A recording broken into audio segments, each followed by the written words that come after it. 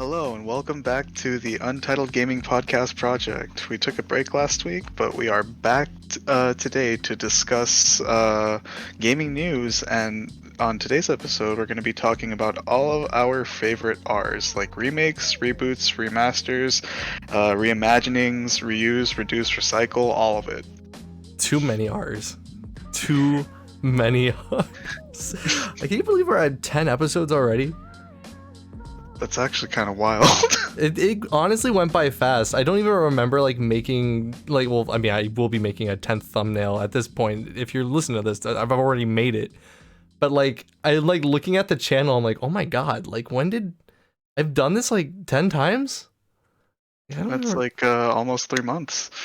I don't even remember. It goes by so quick. Ugh. And you guys have been here for every step of the way. How have you not been driven mad? Yeah, by this point, I expected to receive at least 2 death threats in my inbox for my shitty opinions. Yeah, no, at this point, it's us who are at risk for our opinions. That is the one thing that we've made it this far, shooting our opinions into the internet and not receiving death threats every day. Oof. Anyway, I guess we'll get rolling with these gaming headlines. Yeah, so to start off, this was pretty big. I saw a lot of people talking about it. Monster Hunter Rises 2.0 update got released. I like how you had to defend it by saying this is pretty big. I saw some other people, as if nobody listening to this knows that we're obviously going to talk about Monster Hunter Rise. I am going to talk about that game until the day I die or the day they release a new monster. Game's good. I'm big sad because I haven't really had a lot of time to grind on Monster Hunter recently, but oh my god, I can't wait to jump back in and experience everything in this update. Yeah, so they added quite a bit. They added a few returning monsters. They added some new Apex monsters for rampage hunts. They added the ability to craft layered armor, so you don't have to look ugly if you're using a mix set. That's great. I honestly was wondering why that wasn't there when the game launched. Yeah. They added a bunch of new craftable decorations. They added a lot of content. It's a very meaty update. Well, I mean, honestly, I don't know. It's I'm just grateful that the game is getting support, especially this recent after the game launch. Yeah, and they already confirmed that the next update is going to be happening at the end of May. Wait, so does that make it 3 updates in 1 month? No, they did 1 update a month because the first update came out at the end of April, so that's 2.0, and then 3.0 is coming out end of May. You see, my perception of time has been warped. God, it just feels like it's all happening so fast, I guess. No, that's on me. I'm just grateful. I'm grateful for Capcom supporting this amazing game. And also just the fact that this game has been received so well. It's one of the best-selling games on the Switch. If I'm not mistaken, it is currently Capcom's best console exclusive game. Yo, let's fucking best-selling console exclusive game. And then when it comes out on PC next year, it'll be the best-selling Capcom game of all time. Because it's already sold more than 6 million copies. Yeah. Oh my god, that's so crazy. In such a short amount of time. I mean, that's first party Nintendo level of you know what I mean? Yeah, and there's also a bunch of people who have not even picked up the game yet because they are waiting for the PC release. Guys, just buy a Switch and then just buy the Switch just for this game. I'm confident in saying you can buy a Switch just for this game, at least a Switch Lite. Come on, guys, come on. Yeah, game's good. Monster Hunter Rise, still good. Still gotta grind away at it, but the grind is a good grind. It's a hearty, fun, helping of gameplay grind. Anyway, I guess we'll move on to the next headline.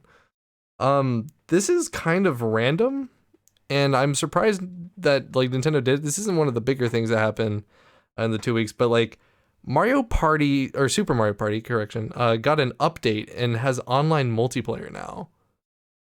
I saw that. The game came out how was that a launch year? did that come out? No, I'm pretty sure it was 2018. God, so that game's been out for like 3 years.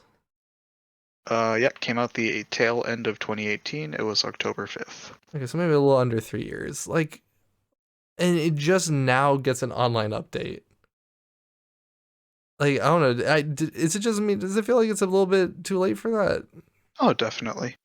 Like, Can you imagine if this released, like, if the update released like right when COVID hit?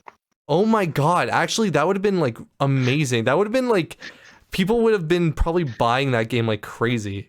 Yeah, I feel like they missed out on a big opportunity because now that the vaccine is starting to roll out and lockdown is starting to end in some places, Yeah. I feel like the update feels like almost late to the party. I mean, it's still a good update because it's giving players more ways to play together, which I think is Yeah. great. But I do think that it's like very wild and like out of nowhere that it's just like, hey, we have an online update now. It's 2.5 years old, but you still want to play it, right? Like, yeah, I think it does come off in that way where I think a lot of games were getting buzz, like, like Among Us and stuff like that. When the pandemic hit, people were looking for those multiplayer games.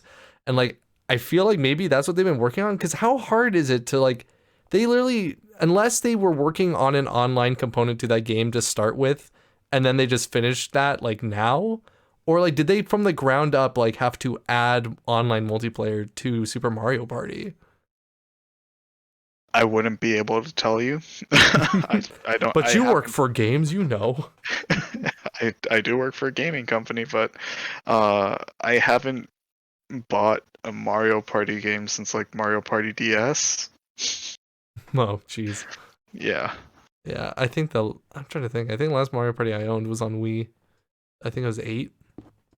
The one with the car, is that the Not really the old one one? with the car. The one where every game is like Mario jacking off a Wii remote. Oh yeah, where you have to like shake a soda bottle and shit. Yeah, yeah. That one did have a cool board though. That was like a Monopoly one. It was like the one in the city where you have to like put investments and shit in. It was cool. Oh, Or either I think I'm just thinking of Fortune Street. The investment part does sound like Fortune Street. I often do get those two mixed up because there is like a city level in Mario Party 8, and I also have played Fortune Street. I don't know, but yeah, this update really interesting. I wonder what precedent it'll set for the future of just patching in multiplayer to games that didn't launch with online multiplayer. That is really interesting. Well, here's the thing though, like what other games are really missing that? Breath of the Wild, little game. Breath of the Wild multiplayer. Yes, they're gonna patch it in to the first game. Obviously, that's what they've been working on this whole time. That's why Breath of the Wild 2 has been delayed. Duh. Cause like just thinking about it, it's like all of Nintendo's like other multiplayer like first party games, they all have like online built into them. Mhm. There's Animal Crossing, there's Mario Kart, Smash That's true. Bros. Like all of these games already have online built into it. So it was already just fucking weird that Super Mario Party launched without online multiplayer. Yeah, because I remember that was a big thing that people hated. Because like, why are there only online mini games? Like, let us play the boards Yeah. online. Yeah, that's true. I do remember that. Well, I mean, yeah, I mean it's cool, but at this point, yeah, I agree. I think it's a bit too little, too late. Hmm. At this point, I think it would have been just better off putting more effort towards a new Mario Party, if they were gonna do a Mario Party anything. Yeah. Anyway, hit me up with another headline. Another headline. Apex Legends Season 9 started, and Ooh. it like broke I guess EA's servers. Oh, seriously? Like a lot of people, myself included, were having trouble logging in for the like past 2 days. Wait, oh, I was about to say, was that including today? Because I saw people posting about that on Twitter, and I was like, oh, I don't have that problem because like, feel heart goes out Honestly, to the homies. honestly, I really enjoy Apex. I'll give it a shot. I remember trying it when it first came out, and being very intimidated just by like the fast-paced gameplay of it. Yeah, I mean, I think that's part of what I like about it. Like, um, I do feel like it's also not as intimidating because they made a lot of like very, I guess, um, how would I put it? A lot of user-friendly changes. Like now, when you start in a game, you start off with armor, a helmet, and you start off with like 2 shield cells and 2 health restoring syringes. Oh, okay. I actually do know what you're Um, talking about. I do remember this. yeah. And there's also a new arena mode, which is like it's 3v3 kind of like Valorant or CS:GO style, where you have Oh, to like buy seriously? weapons. Yeah, and it's really enjoyable. I Wow. really like the arena mode a lot. Wow, that's God, I've just been I'm off the radar of that game for so long. I mean, I suspected things would change if it's like still going strong, but that's like really cool to hear that they've even like incorporated new modes like that. I mean, for the most part, most of these battle royales when they add like a new mode, it's usually just like here's like 50 versus 50 or like here's a different team layout or like you know what I mean? Like but to Hmm. add straight up like a different like multiplayer component, that's pretty cool. Yeah. Well, good for them, but bad for the servers. Hope they I fix think it's that also shit. because this season of Apex has had the most people playing. Like Oh this shit. is like this season 9 launch is has seen the most number of concurrent Apex players like in a really long time. Oh, damn. Okay, well, I mean, like literally in the back of my head, I'm like, oh, maybe I should jump on. It's like, let me just add to the problem. I mean, hey, it's a lot of fun if you want to try it out. You Yeah, I mean, should. I might, because I almost said, is it on Origin? Wait, isn't EA? Is Origin EA? I don't know. It's on Steam. Oh, okay. If it's on Steam, I'm gonna play it on. Well, then again, because okay, I'm pretty sure EA Origin belongs to EA, and that's like their launcher. But like Steam does a thing with like because I think it's Jedi Fallen Order on Steam, but when I launch it on Steam, it still goes to Origin. Weird. Yeah, don't like it. They like to present this illusion of I have the Steam version. Yeah, I don't know. I've been playing Apex through Steam since I started playing Apex. Well, looks like No, it's no, oh, I haven't. Actually, that's a lie. I played Apex like the very first season of Apex on Origin, you I think, lied. and then I uninstalled Origin. I would uninstall Origin if it weren't for the fact that that's where the Sims 3 lives. No, I've literally owned Sims 3 and I don't think I've like touched it like once. I remember like buying it and being like, "Oh yeah, I'm going to play this." And like I started it once and it could barely run on my laptop and I was just like, "I don't really want to play this anymore." And I still haven't. Now that I even own a computer that could definitely run it easily. Anyway, good job, EA. Please get your servers running. Come on. Set a good example for the children. I mean, honestly, like once you just like close the game and reopen it, like twice or like I only had to do it once, but I saw some people say you had to do it like multiple times. But like once I closed the game and reopened it, I was able to connect the servers fine. Oh, okay. So Yeah. it's probably just like like it's just like probably concurrent people all logging in at once. Yeah, That's it's probably it's just just the like when bottlenecking issue. yeah, it's just like when like a new patch for Final Fantasy 14 drops and it's just like, oh, there's like a 80-person queue. But at least like they have the queue. Maybe if they implement some sort of queue system with like Apex, if that's possible. Maybe. Hmm. Well, hopefully they get that sorted out and people can enjoy their bang bang shooty game. Mm-hmm. Guys, don't play Apex. Play Call of Duty Warzone. It's the superior battle royale. Take it from me. Just kidding. It doesn't matter. They're all fine. I mean, I do like Call of Duty, but I like it for a different reason. Because like with Apex, the thing that's really cool is that because the characters have different abilities, like Apex really, it's a team game at its core. Hmm. That's why there's no solo mode, which personally for me is like a detriment because I like to play battle royale solo so I can practice on my own, so that way I don't feel like I'm holding my friends back or whatever. Yeah, I was gonna say I'm kind of the same way.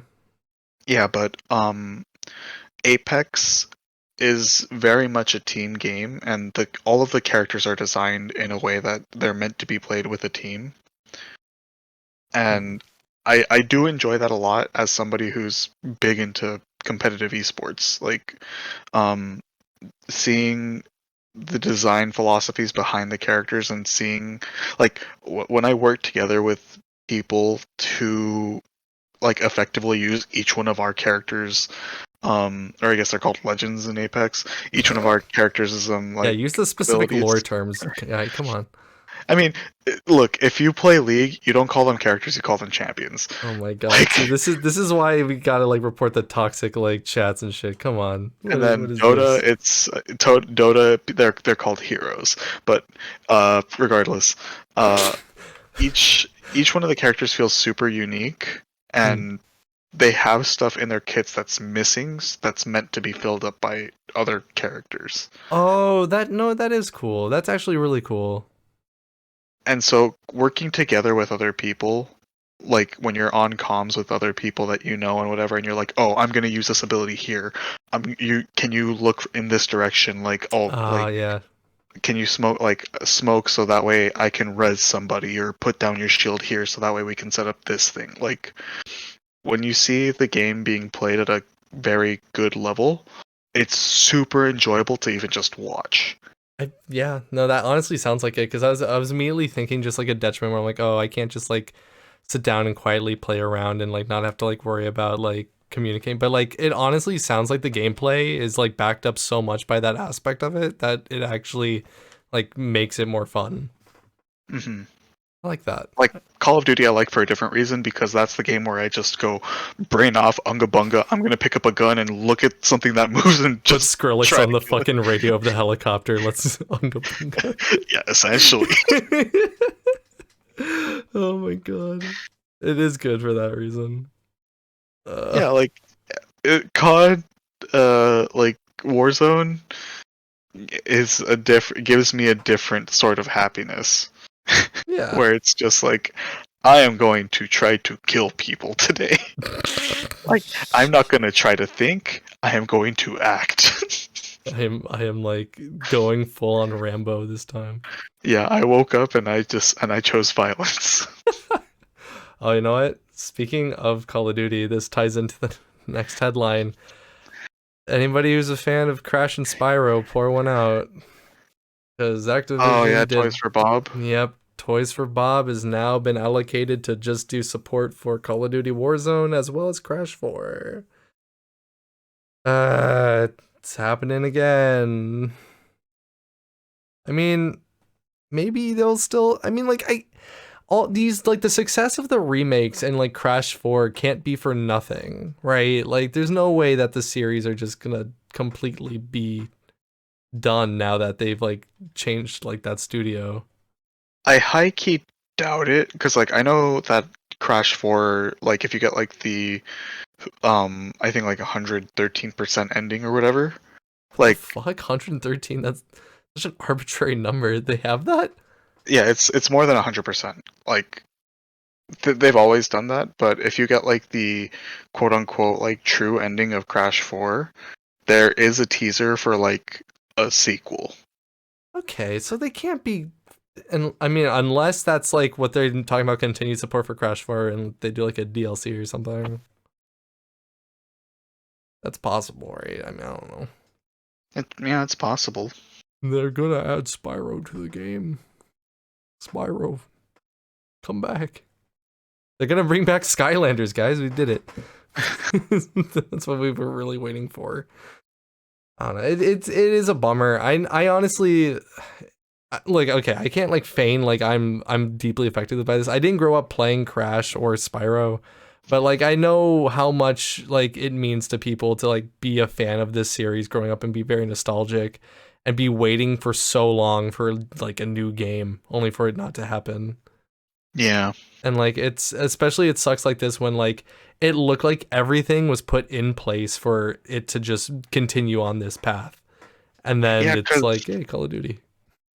Yeah, because like uh, as far as I know, at least, like both the Spyro and the Crash, like the Spyro Reignited and the Crash Bandicoot, I don't remember what the collection for that one is called, I think it's but Insane Trilogy, and I oh don't yeah, yeah, yeah, know. the Insane Yeah. Trilogy. That's right. They both got pretty good reception. Yeah, no, really good. They even what's it called? They had like a level that was scrapped for the third game and they actually like finished it in the remake. Yeah, It's funny, yeah. this is actually surprisingly on topic with the podcast. Just realized. Although I did not put that on here because I have not played Insane Trilogy. I only have the Spyro one because that's the only one that I've played. Oh damn, okay. Bungo bungo. Um, but yeah, it's a shame, but at least it seems like they're gonna have they. At least it seems like they have more planned for Crash. I don't know about Yeah, Spyro. I'd stay optimistic, honestly, just because of how well received the like new games were. Yeah, more so for Crash. Spyro is a little bit more iffy in terms because I think Crash was the one that was definitely way more well received and even got like a fourth installment. Yeah, it got a fucking new sequel. How many years later? Yeah, but I wouldn't say give up hope. Like feel free to criticize like the move that they did, but like I do think that like there is room for hope in this situation. Yeah, I agree. All right, hit me with another spicy headline. So Shoot this me one up. is this one's pretty big. Valorant, like Riot Games recently announced that for Valorant that they because Valorant's the only game that they have that has built-in vocal like voice Oh, I heard about comp this. with Yeah. randoms. Because like League of Legends has League Voice, but you can only participate in League Voice if you have um members of your team added on your friends list. Mm-hmm. But for Valorant, because the game is so communication heavy, they have voice comms no matter what. Right. Uh, but people are often very toxic in voice comms. No, that never happens online. What are you talking about? Everybody's always very respectful online. You're right. You're right. Online gaming communities are the nicest place in the world, and I'm gonna get like $5,000 tomorrow. You know, Yeah, say please will it into being. but the Valorant recently announced that they are going to be recording your voice comms. So that way, if you, but they're only specifically going to check it if you get reported for saying shit. Oh, okay. It does come off a little like a little Big Brother-ish. But I mean, I don't know. It's not like they're recording you when, it's not playing the game. Yeah, I'm not super affected by it because I don't really play Valorant, and if I do, it's literally just like me and four friends like just fucking around. Yeah. But to all you toxic gamers out there, get fucked. Yeah, honestly, I'm more in favor of that part at least. Any steps taken to take care of like that shipping like spread I like that. I like that. Yeah. But I don't know what's a world without like toxic 3-year-olds like screaming cuss words in their microphone. Like I is that a future I really want to live in? I look at myself in the mirror and I really think about this. uh, God. I feel like when I was a kid, I was definitely the Call of Duty kid just screaming the F word. I thought I was cool. uh, I didn't have a mic, so Oh, smart, smart you. I I never think did that. that. And then, like, even nowadays with League of Legends, sometimes I get into like the pregame lobby, Mm, and somebody will drop a link to their Discord to like communicate, and yeah, I straight up will just fucking ignore that shit. I'm like, yeah. I don't want to talk to a fucking stranger. No, What I the would do. fuck? Literally the same way. Like I do not like talking in game chats with random people anymore. When I was a kid, I definitely did it a lot. Just like the Xbox 360 came with a fucking microphone. Like Mm, that was not good. I had immediate access to the voice chat like with my Xbox. I was Yeah, the like in closest middle thing I've school. done was like when Valorant first came out, I played it a little bit, and I would use the voice chat specifically to be like, oh, like he's peeking heaven, or oh, there's like three people on A side or whatever. But Yeah. it would never like I would only say like four words at a time and immediately mute my mic afterwards. Yeah, I strictly communicate by shooting words onto a wall. No, dude, you gotta knife them. That way they look nice. They get their attention. Oh my god, yes. The non-vocal communication of gamers. But I mean, honestly, to close up thoughts on this, like I think it's good in terms of just policing the really toxic people in this community, and will hopefully make people like more aware of like what they're doing online and who it like it's affecting. Yeah. Yeah. Um so this one was kind of weird recent. And I think you heard about it too. I'm not sure entirely how this works, but Sony partially is it a deal or did they buy partially Discord? Do you know what I'm talking about? Oh yeah, yeah. It's a partnership. It's a partnership. Okay. Yeah. So essentially, what it is in 2022 they're gonna be adding like Discord integration onto PlayStation. Yeah, I'm all for that. Has it does Xbox already have that? With Discord, I don't think so. Okay, I thought for some reason I had heard something about it already doing that on Xbox, but if anything, like I like this just because I have when I play Final Fantasy 14, I have friends that play on PS4.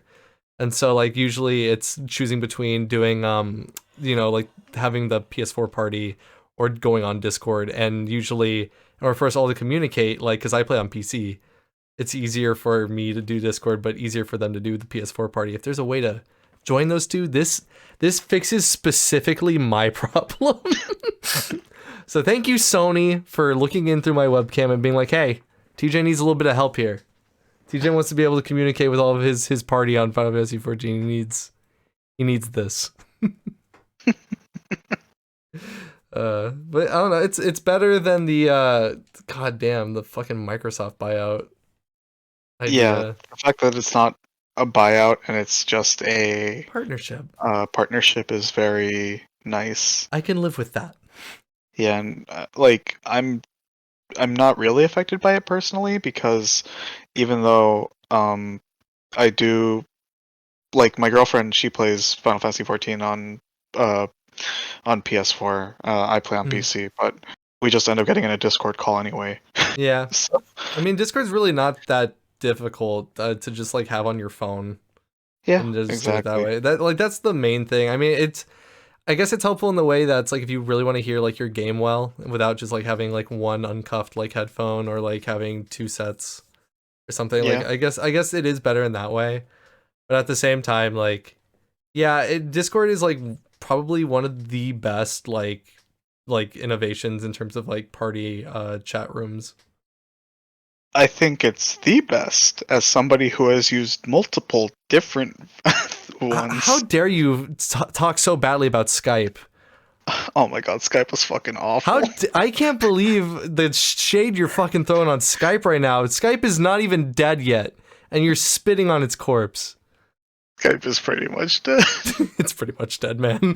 Like, holy shit, Skype. Like I used Skype, I used Curse Voice, I used TeamSpeak, there was another one that I Oh used my that I don't god, even dude, remember. TeamSpeak. Holy shit. Dude, you needed TeamSpeak. that shit if you played League of Legends. You needed that Like, shit if you wanted to do Star Wars roleplay servers on Gary's Mod. Oh man, oh but god. yeah, dude, like, I remember me what is it? Me, my younger brother, and three of my cousins. We used to get together every weekend to play to play video games, like in the mhm. same room. Like we would play Smash Bros. And a bunch of other games. Um, Specifically, it was so nice playing League of Legends with all of us just in the same room and just yelling at each other. But like, cause like, uh, if we had to set up TeamSpeak or if we had to set up Skype or Curse Voice or something, it would just be so awful because like sometimes people wouldn't connect. Yeah. Sometimes like the comms would just cut out. It was just Yes. fucking dog shit. Well, that's the joy of LAN parties, man. Like I fucking miss LAN parties, like Halo LAN parties I used to do. Like, God, I long for the days of just being in a room filled with everybody playing and like talking. Yeah, no. Have you ever been to like a modern day PC cafe, like a No, gaming PC cafe? I've honestly like I think this is bullshit. I was like the closest I've ever been to a gaming PC cafe was like a haircut place that had like a little PC corner. Just like not the same fucking thing at all. Anyway, tell me about this. No, because there's one in Gardena actually. Oh really? Yeah, it's called Cyber City, and they had a branch in Little Tokyo, but it closed permanently because of COVID. It was because it was too cool. But uh, like me and like my league friends, for example, we all have good PCs, Hmm. but it hits fucking different when all five of us are sitting next to each other It really in does. in that place, uh, playing League and just like talking like right next to each other. And like the coolest thing is they used to have a different location and then they moved to a bigger one. Oh Uh, god. but no, like the the current location, they actually have 5 PC or 10 PCs set up in the middle to look like a League of Legends pro Oh, event. that's so fucking cool. I want to find it and send you a picture of it because, like, quite honestly, it feels like when I saw the new location and I saw that they had it set up like that. I was like, all right, this like they know what they're doing. Holy Like, shit. uh, they have it from the back. I want to see if they have a good picture from the front. I mean, if you send that to me, if you're watching this on YouTube, I'll put up the picture right now. Here, I think this is like probably the best picture I can get for right now.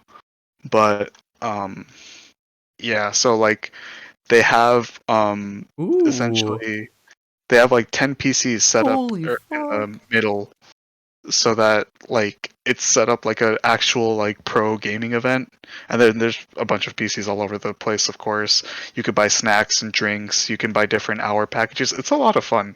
That is so fucking cool. I want to go to one of these, even though it's like I already have games at home. This is like the whole like I have games at home, but No, like no, dude, like before the pandemic hit, like my friends and I, we would just meet up there like all the time. Even though we have PCs at home, we have good PCs. But like it, playing like you said, LAN parties hit different. Playing they do. together hits different there. It's fucking. I bet. Oh my god. I'm very envious. Well, good on Discord for trying to emulate this feeling, but god damn, it just do hit differently when it's in person. Yeah. All right, hit me, knock me Uh. out, annihilate me. The next All right. headline. I I'm getting got you. I got you. increasingly more violent with these headlines. So the critically acclaimed MMORPG Final Fantasy XIV Never heard Online of it. Edition with a free trial up to level 60, including the first expansion, Heavensward. Fucking Yoshi P makes you like read it out like that every single time. It's not just me. Literally, you can talk to like any Final Fantasy XIV fan. We all say the same shit. It's literally like, would you even call it a meme? Because like I see No, that it all is a meme. everywhere. Yeah, yeah. It's just It's the meme at this 100% a point. meme. Yeah. Like, um, they are doing a collaboration with Butterfinger. Fuck yeah! I had no idea that that was going on when I saw you post about this. Yeah, I bought. So if you buy $10 or $5 worth of Butterfinger products and you take a picture of the receipt and send it to gamewithbutterfinger.com, uh, you can literally get a Chikorpor mount in game. That like it's so cool. I like because I in my big brain thought is like, haha, I'm not gonna pay for a mount on Mog Station, but I will pay for Butterfingers that But I can you get then you exchange. get 5 Butterfingers and a mount. Exactly. When you posted it, like I immediately thought to the promotion for the Final Fantasy VII remake with it was like Butterfinger Snickers and like a couple other ones. And like I had no idea that it was going on for Final Fantasy 14. What the fuck is the deal with? Is it the Mars company that like owns those bars? I can't remember. I have no clue. It's a great fucking idea. Tell I you what, have no if clue, but I'm going to tell you this right now. Final Fantasy 14 players were fucking cheap. well, yeah, no kidding. I'm literally like, like, If you showed me the Chikorpikor mount like on its own and say that it was $5 on Log Station, I'd be like, I'm not buying that. But you show me that I can get it for free if I buy $5 worth of Butterfinger. I'm like, oh my god, this is a steal. there must be some sort of psychological study on this as to why this works. So, I mean, like, I don't even like Butterfingers. I'll be honest. I'm not even like trying to like. Oh, you see, that's where we differ. I actually really like Butterfinger. I think Butterfingers are superior to Reese's, but like I don't like. Oh, okay, I don't know about that one, buddy. What is up? What is up with this shit? I can't believe I made a hot take there. I didn't even mean to. I thought I was gonna be accepted warmly by that take. Even my you don't even like Reese's. Maya's sitting next to me anyway. Like I don't know. I just like the texture of the Butterfinger a bit more. Oh no, I love Reese's and I love I love Butterfinger. I have a really bad sweet tooth. Ah, fuck. You know what? Nail me to the big Butterfinger cross then, I guess. God damn, I'm dying on this hill. Yeah, no, the reason I bought $10 of Butterfinger specifically was because Alyssa doesn't like Butterfinger, but I do. So the plan was like she was just gonna buy $5 worth of it and just give it to me, and I was like, I'll just buy it on 2 separate receipts and I'll just give you the code. That's literally what I'm doing. The problem was when I went to 7-Eleven and I showed up to the cashier with 10 Butterfingers. And I was like, can I get these in 2 separate transactions? And the cashier, she just looked at me kind of weird and she's like, all right. And I was like, I probably look like a fucking freak, but you know what? I got it. No, it's worth it. What I would have laughed if she's like, no, you can't. You're holding up the store, sir. I straight up would have bought $5 worth of Butterfingers and got back in line. Ma'am, you don't understand. I need this mount. I need this mount. In 2 separate payments. Oh my god. It is honestly though, like I do, as much as like I get like the kind of cringe stuff behind like when like Doritos or Mountain Dew does like that kind of shit, but like I can get down with that when like snack companies, like they know their demographic, they know the gamers are buying their snacks, and that like of course they want bonus shit in their games. Like go ahead. Yeah, and I think the thing is like when Mountain Dew or Doritos does shit like this, like generally it's like an XP thing. It's like an XP thing, or it's like a Boring. chance to win or some shit like that. If it gave me like a Mountain Dew armor for like Call of Duty, that'd be a whole other story. Yeah, like I think the fact that it's literally just like you're getting it. Yeah. Oh my god, dude. I am still figuring out when I'm gonna get down to it. I'll probably just do 7-Eleven. It's probably the quickest stop I can make on my routes that I take. Yeah. Yeah, that's a really cool collaboration and definitely something I can get down with. I can jive with. The fuck am I saying? I'm trying to remember this. Did you hear about this whole thing? So I don't have it written down in my notes because I literally like just heard about it a few hours ago. But Sony being sued? Oh, what? No, I didn't. Yeah, so I don't think it's like a lot. It's like a couple of according to the article I read, it was like disgruntled customers are suing Sony over it's like similar to the Epic Games and Apple thing where it's a monopoly, because essentially for the Sony marketplace, like their online marketplace, they stopped allowing stores to like generate code keys about 2 years ago or 3 years ago, meaning that Sony owns basically all digital sales, which is something that, like I didn't even know about, because you know for like Xbox you can go to GameStop and say like you want to buy a digital version of like Forza or something, and they'll like generate a code for you and give you that like on the receipt. Like I used to do that. But I apparently, legit did not even realize that that was a thing you could do. oh yeah, dude, that was a thing I used to do like all the time, and like not only that, but like that's how like a lot of those like what's it called, like digital key websites where like you can get games cheaper. This is not me endorsing those, by the way. Sometimes those things are sketch, but a lot of that stuff like comes from that, and I guess in this case, Sony, I guess in 2018, like turned that down, and the argument in this case is that because of it they're driving down competition because, like, basically, no matter what, Sony owns the digital version of these games and will sell them at higher prices than, like, you could do. Like, basically, think of like the digital version of like, I don't know, some game that's on PS4 and Xbox, and like on Xbox you could get it digitally for cheaper than like Sony's offering. Which Hmm. it's interesting, and like I kind of see where they're coming from. I'm not very legally. I don't speak legalese too well, so I don't know how well this case stands. But I don't know. It's interesting. Just interesting. Yeah.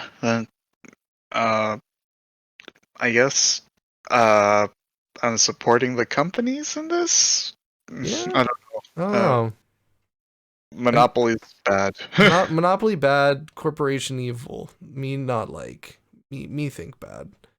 Although on the note of like the the Epic Games versus Apple thing, it brought back up those rumors of the Samus Aran skin in Fortnite. Oh yeah, I Lots of forgot lots about of that. whack about that. Yeah, I don't know. Whole thing's weird. Anyway, that's the end of that headline. Just thought that was interesting. I do believe I am out of things to talk about, out of news to talk about. Yeah, I think I'm just about done with things to talk about. I will do one quick thing though. I'm gonna shout out a game I saw a trailer for that I thought was really neat. It's called Odd Ventures. It's coming to the Nintendo Switch soon. It literally looks like it looks like a new Earthbound game. It's really cool. The art style is straight up like Oh yeah, beautiful. yeah, yeah. I saw that, and legit, you were the first person I thought of. That game was like right up my alley. It looks beautiful. I'm super down with it. Odd Oh, I Ventures. do have another thing to talk about. Oh sure, yeah. Nintendo making their fucking make your own game. We're fucking Holy tired of doing it for you.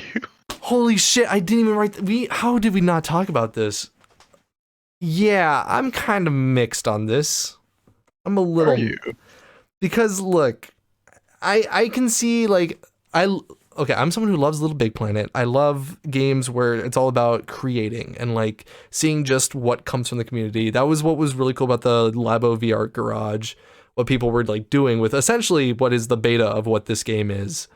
Yeah. And the thing is that like I can foresee a future where like anytime someone makes a fan game and Nintendo like sends its like Nintendo ninjas to shut them down, Nintendo's just gonna deflect and be like, "We made a game for you to make this stuff." Like, you know what I mean? Like they're gonna like this can be that like default defense of like, "Oh well, if you want to make a game, like we've like we provided something for you to We've do given you that." the tools to do so. Yeah, and like I think if that's like in the back of my mind, like nothing straight up has been said that that's what this is, obviously, and like but like there's like that nagging voice in the back of my head that's like, well, I know what Nintendo does, and Hmm. like I'm getting that vibe from this. I don't know what to feel, but in the end of the day, I really do like these types of games, and on the more positive side, because like I don't want to be too doom and gloom about it, but like I am actually really looking forward to see what people are gonna make with this. Yeah, Yeah. that's exactly how I feel because I feel like for a lot of people, things like this are kind of like the first little step or little push that they need Oh, to absolutely. understand that this is something that they want to do. Yeah. I would say that a lot of people like Mario Maker was like did that very same thing, and like this will be like I honestly hope it's not too intimidating. Nintendo does a fairly good job of like making like especially like I think back to like Mario Paint or like even the first Mario Maker, stuff like that. They make these concepts really approachable to like especially like kids or newcomers to this idea of making games. Yeah, yeah, yeah. And it's why that I'm excited to see what people make with it because I feel like this could inspire the next generation of game makers. I can see, like, maybe 20, 30 years down the line, we see somebody who, like a game developer, game producer saying, "Oh, I was inspired to make games because of Nintendo's, fuck, what is it, like, Make Your Game Garage or something like Yeah, that?" it's like Nintendo Game Garage or something like Nintendo's big stinky game garage adventure. And Game Miyamoto's Builder big Garage. smelly game garage.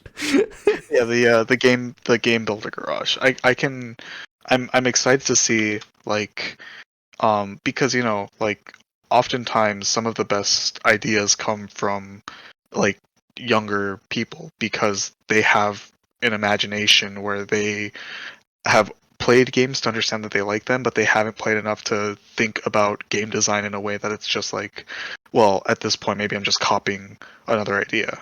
Yeah. I mean, like, what's it called?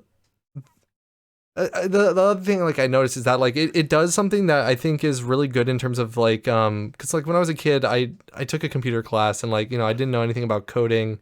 The closest thing we came to learning about coding was through a program called Scratch. Do you remember what that was? Did you ever use I am not Scratch? familiar. No. It was like this really basic little like game maker, and like it used a node based program. And this game seems to use a node based program, which I think is like a really cool way to introduce people to like very basic coding ideas, like true false stuff. Hmm. Which it's just like it's really cool to see that. And I immediately shot back to, because there was a game that came out on PlayStation, I think like 2 years ago. Maybe it might have just been a year ago, but it's called Dreams. Did I ever talk to you about Dreams? Yeah, yeah, yeah. I remember. Uh, Shit. What was it? Somebody made like an Avatar game in it, Yeah, like yeah. Last Airbender. And didn't somebody like make like Mario 64 in it? Nintendo got fucking pissed that like people were making Mario games. Like it was funny because like literally like everything else is fair game, but like it was when people started making the Nintendo games, like only the Nintendo games started disappearing, and it was like, what's that about? Yeah, yeah. I remember you telling me about that. Yeah, Dreams it's still going. The thing that like makes me more sad is that like Dreams I feel like didn't take off as much as like something like Little Big Planet did. I do think that's a little bit of the like lack of like an actual mascot or anything about it that is like single player based, I guess. I think that's like the one thing kind of holding it back. But like Dreams is like one of the most like intricate like versions of these things, cuz like this game making garage seems like really approachable, but like Dreams, like I thought about just jumping headfirst into it, but like the tools are really complicated, and like in Mhm. like a good way though, because like it allows people to like make some like just fucking crazy things to run in there. Pretty sure that someone's made Doom working in that engine by now. Like if someone could make like Zelda working in Little Big Planet 2, like how, like just imagine what they could do with this. Oh, like completely unrelated to that. Just because you brought up Doom being made in a different game. Um, Somebody, I think it was 2 years ago or last year, they made uh a working version of Mortal Kombat 1 in Doom. What the fuck? Yeah. What? Just like in how did what? But like was it just like with the code in the game, like they just how do you just rearrange it? Do you just from the ground up? I don't know what they did. I just know that that's a thing. It's like when people have like the fucking like Pokemon Red running in Minecraft on like a game in like vanilla Minecraft by using those like command blocks and shit. I don't understand like how Oh people yeah, make or computers and things like that. I sent you taskbot videos from Yeah, Taskbot. from from Games Done Quick, The thing is and terrifying. uh they made Skype work on a Super Nintendo. What? Like they actually legit called somebody on Skype using the Super Nintendo. What the there was like I think they did a similar thing in Minecraft too, where they like did in Minecraft like functioning like phone that had Yeah, yeah, yeah, yeah. I remember seeing that too. what the fuck is with people, man? I don't get so not in like a bad way. I'm like I just how do How you how how many wrinkles do you have on your brain? it's too many goddamn wrinkles. I can't even begin to even comprehend how you would start doing that. Ugh, God, but yeah, and if anything, this game will hopefully lead to like just as you said, more game developers in the future and more people just like reaching out and figuring out like their passions. Yeah. Yeah. Well, if that concludes the news, it looks like it's time for us to get into the glorious R's of the gaming world. Well, I guess I have one little thing. You It's lied not to like big me. news. Uh, I am now a published writer for an esports website. Fuck yeah. Yeah, dude, plug it. Plug it. Yeah, if you go to esports.gg and you look for at their Street Fighter V content, uh, I am currently writing as their Street Fighter V quote unquote expert to because esports.gg is a new type of esports news website where they have the pros directly involved in the making of the content. Uh, but they also want it to be approachable to people who are trying to get into said esports.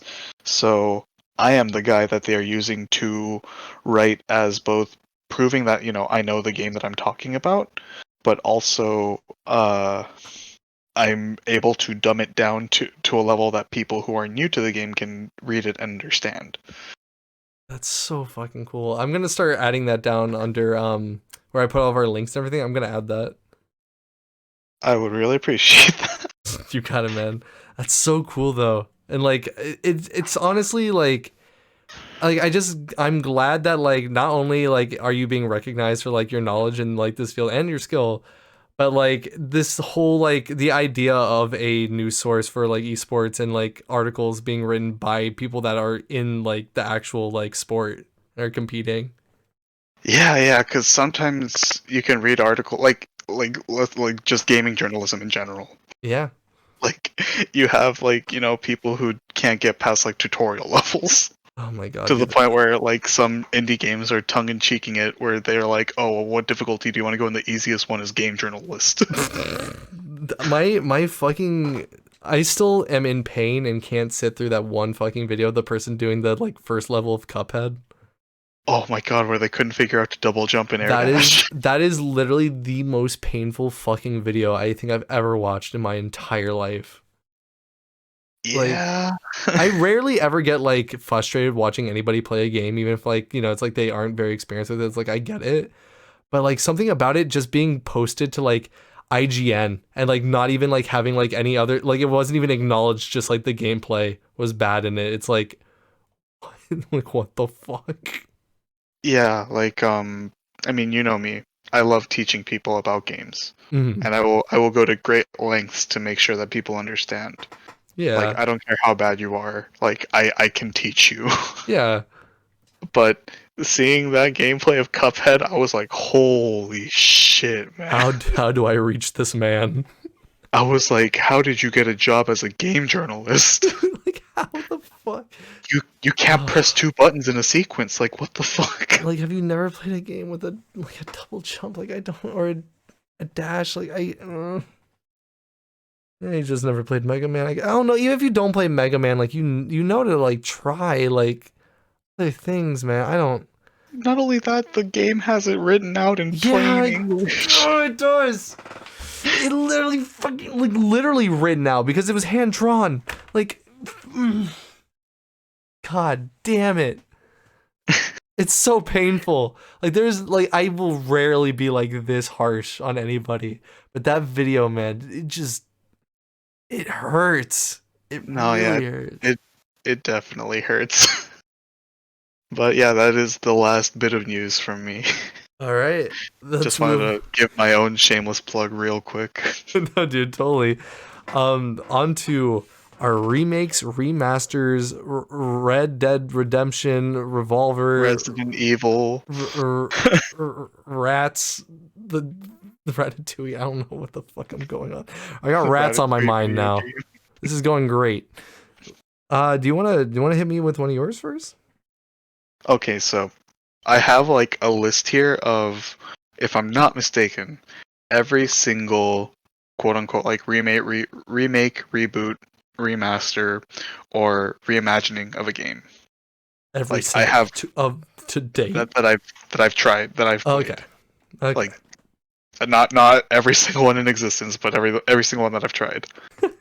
Um, so I'm gonna start off with like a very, I guess, like safe one, like one that I feel like many people have experienced, and that's with Pokemon. Oh.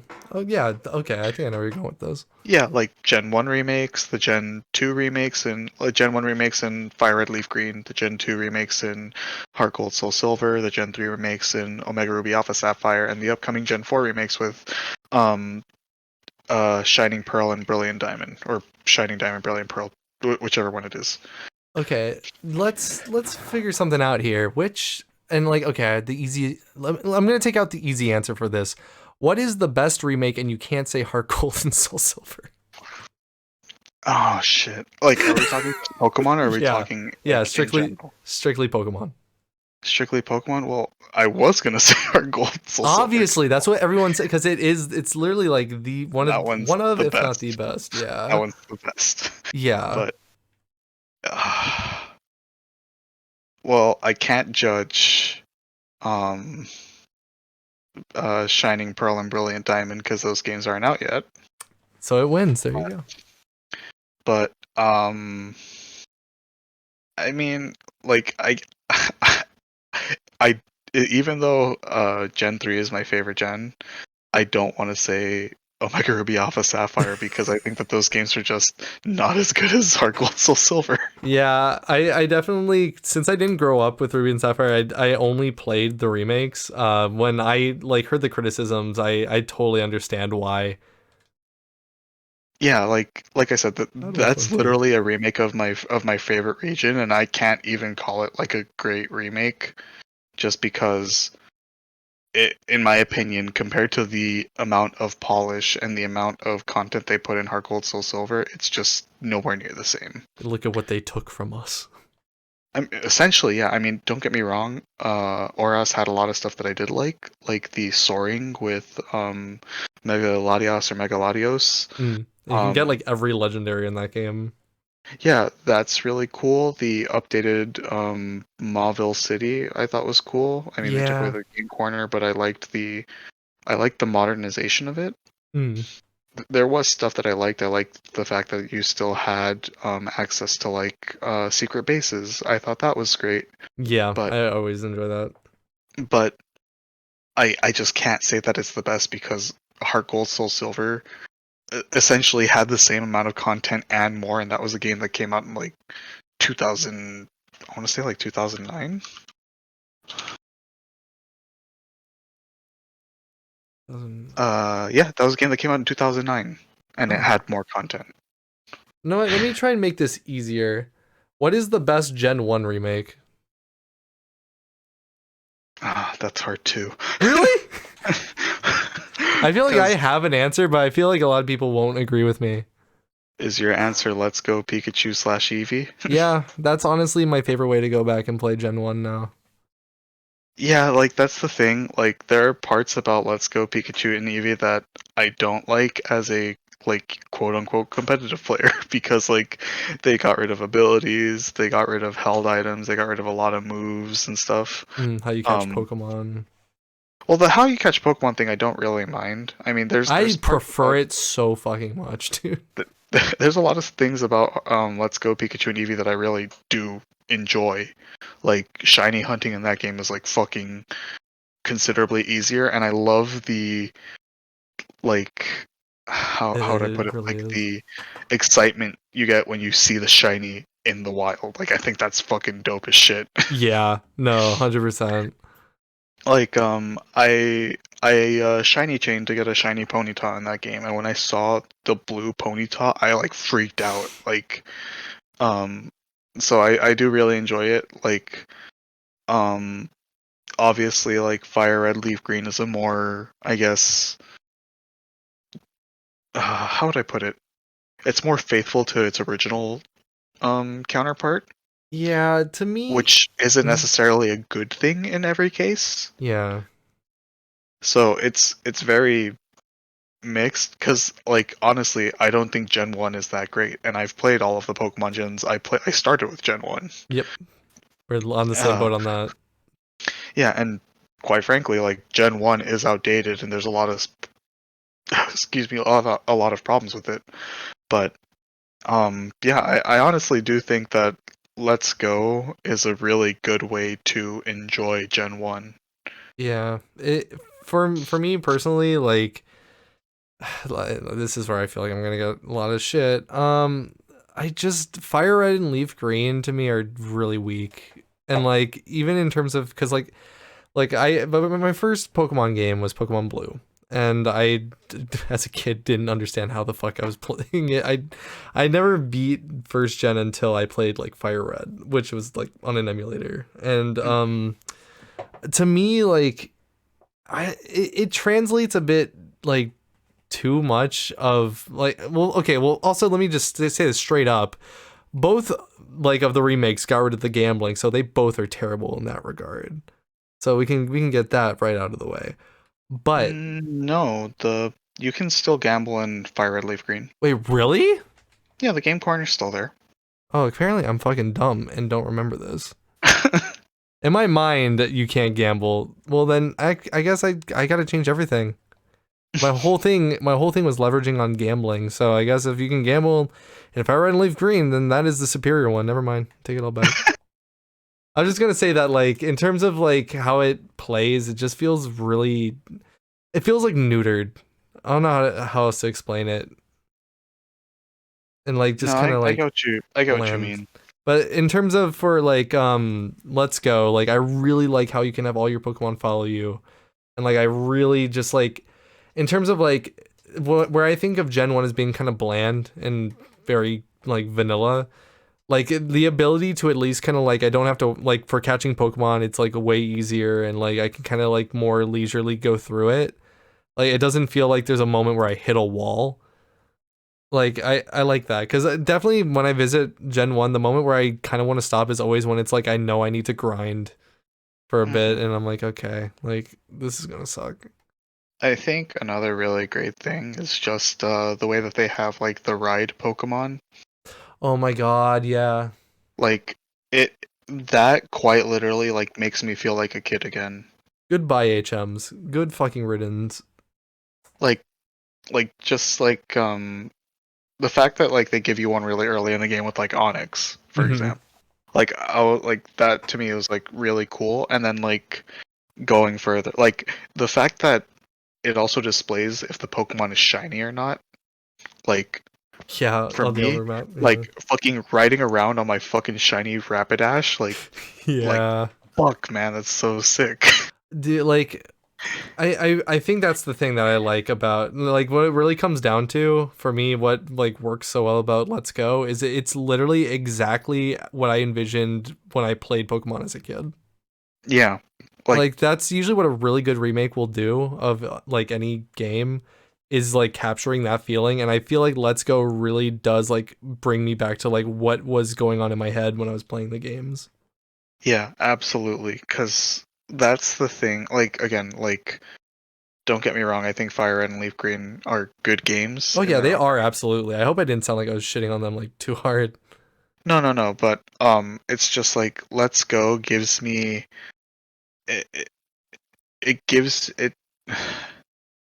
it gives me that Gen 1 experience without the like frustrating difficulty of Gen 1. Exactly. Yeah, exactly. And it's like, oh wow, you want to play like a baby mode easy game, and it's just like, yeah, sometimes I just want to fucking turn my brain off and just like ride my fucking Pokemon. Yeah, I can ride my Snorlax by holding onto his belly and letting him walk around. Like that's that fucking is great.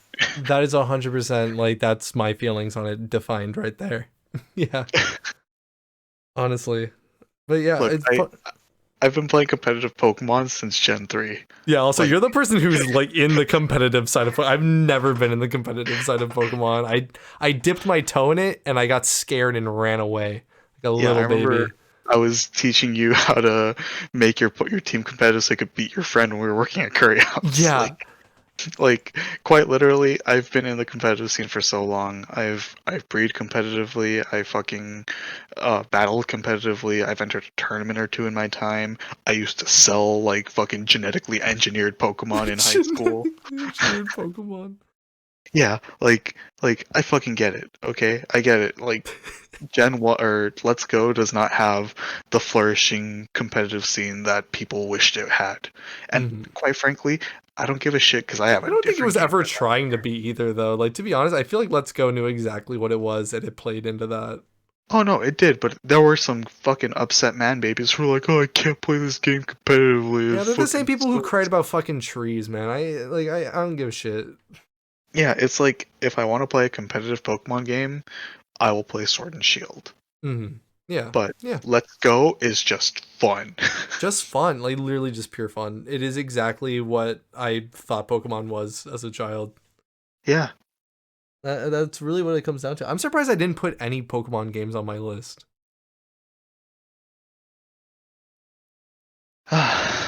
But yeah, that's I guess that's the first one for me.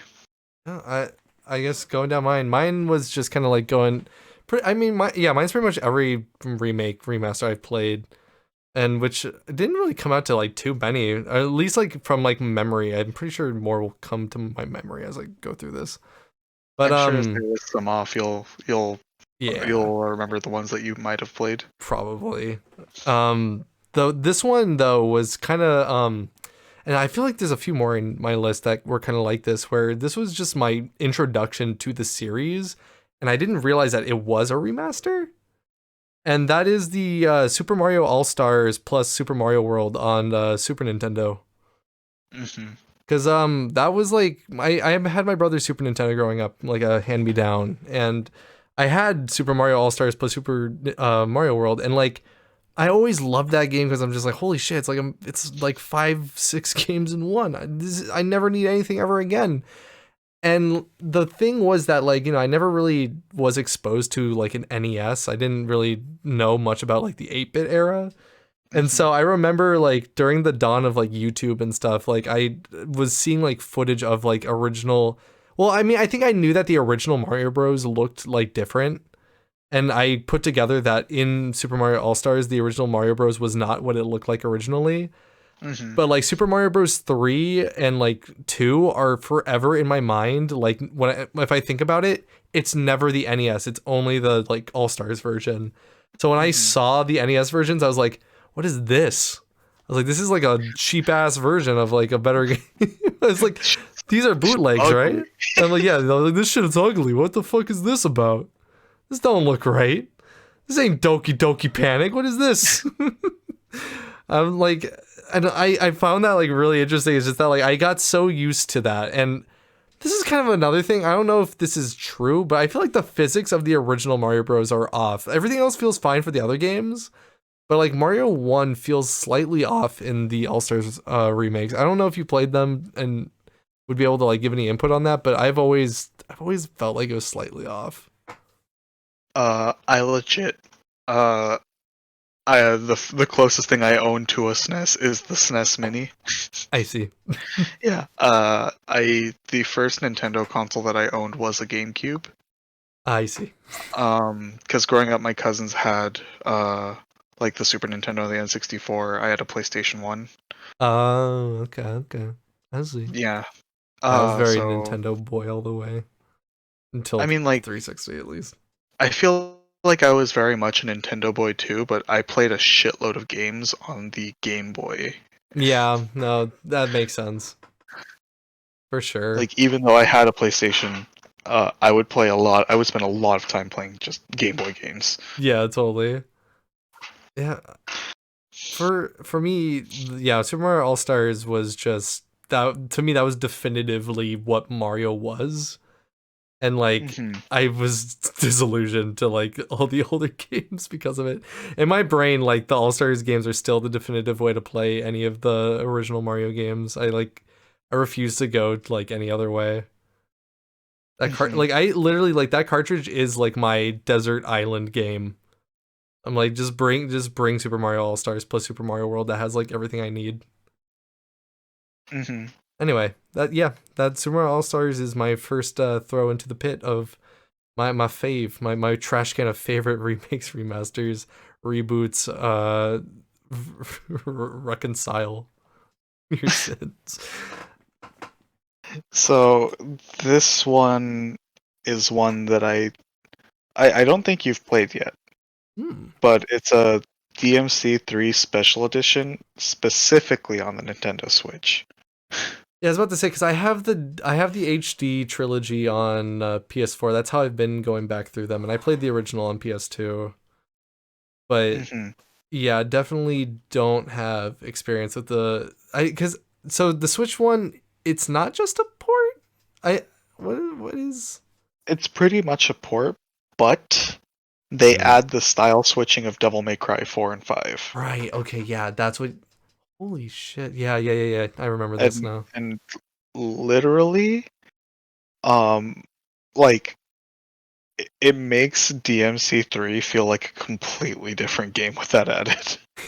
In a good way though, not in like the game wasn't designed for this, and therefore this game is like now just kind of like obsolete too easy. No, it doesn't feel like that at all. It gives you way more freedom. Like That's and cool. it's in like the best way, and it's also you're not restricted to only carrying two melee weapons and two guns into a map or into a chapter either. Oh, seriously? Yeah, it's got like the whole like DMC uh the DMC like for like you can switch between all your weapons and all your guns at once, Oh my god. but Okay. with even more freedom because if you hold down the button and you use like the right stick, you can choose which weapon you want. If you hold down the left trigger and you use the left stick, you can choose what gun you want. Oh my god. So How? you can do combos that previously like weren't possible, Wait, so this and version is only available on Switch? it is literally only available on Switch. Fuck, I might have to buy that now. I didn't even like. I thought it was just kind of like a little bonus thing. I didn't realize that it literally is only on Switch, and that like what the fuck? That's so Yeah, no, weird. it's like I bought it because I was like, oh well, like DMC3 is like one of my favorite games, and the ability to play it portably just sounds like a no-brainer. And then as I played it more, I was like, yo, they added so much to this shit. Shit, I guess that does warrant the purchase now. I was on the fence just literally because I'm like, oh well, I already got the HD collection on my PS4. I don't need to buy it again. Apparently I need to buy it again. As I've been proved wrong all these times. God damn. That's so cool though. Well, I guess if I'm gonna go on to my next one. This one, this isn't the first way I played these games, but it was the first time I beat the games. Was doing it like this, and it's the I almost said HD. I meant to say 3D remakes of Ocarina of Time and Majora's Mask. Oh, I have those on my list too. Those games, man. Okay. Well, first off, I'll start with because Majora's Mask is where it gets a little bit complicated. But Ocarina of Time, what a fucking glow up!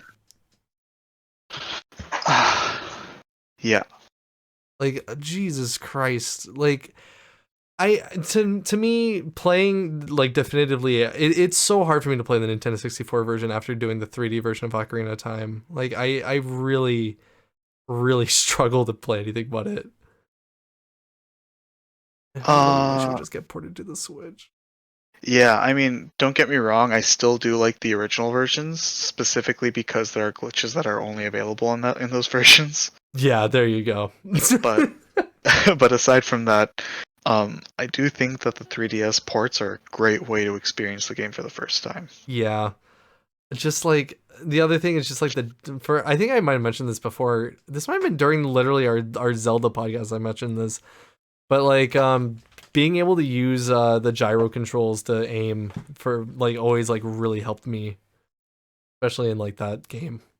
Oh, yeah, no, the gyro aiming in that game, like specifically for like the like slingshot or bow and arrow like shooting galleries, it feels really good to use. Yeah, man. Like I just it feels so second nature, and like it's the equivalent of, for me at least, and again this is just me speaking for me, but like it's like using a mouse on like PC. Mm-hmm. And also, I have like restless leg syndrome, so like sometimes it don't work right, but that's just me. Uh-huh. That's just how it be sometimes, though. But yeah, Ocarina of Time for me, that was the first time I beat it. Was on like a flight back from Washington D.C. It was like in a crammed flight, sitting next to my computer teacher, my history teacher. Real fun flight. But beating Ocarina of Time made it all worth it. And Mm-hmm. yeah, I mean, like honestly, I'd never do it any other way. Majora's Mask, I honestly, maybe I'm on because I've been seeing a lot of opinions talking about the issues of it. Personally, I still prefer to play the 3DS version of Majora's Mask, even though I'm playing the Nintendo 64 version for the channel. Mm-hmm. But the 3DS version to me, just in terms of like visual, like fidelity and like the way it runs, like also the fucking Bomber's Notebook and the way that you save are so much better. It's a lot better on the 3DS Like version. holy fuck, the Bomber's Notebook is actually a functional tool to use. Like thank you. Okay, this is maybe not that dramatic, but like it's way better. I mean, the Bomber's Notebook in the N64 version, in my opinion, is like practically useless. Well, I know you use the Bomber's Notebook. It's called the IGN walkthrough. But the 3DS version specifically, like giving you like what time events happen and like all sorts of Made it so information. easy to keep track of like what I was doing and like what I need to do. And like holy shit for because definitely when I would just kind of drop into Majora's Mask at like other people's houses when I was a kid on the Nintendo 64, I was just I was literally just like stressed because there's a timeline or like a time limit, and then like I don't know what the fuck I'm supposed to be doing. Hmm.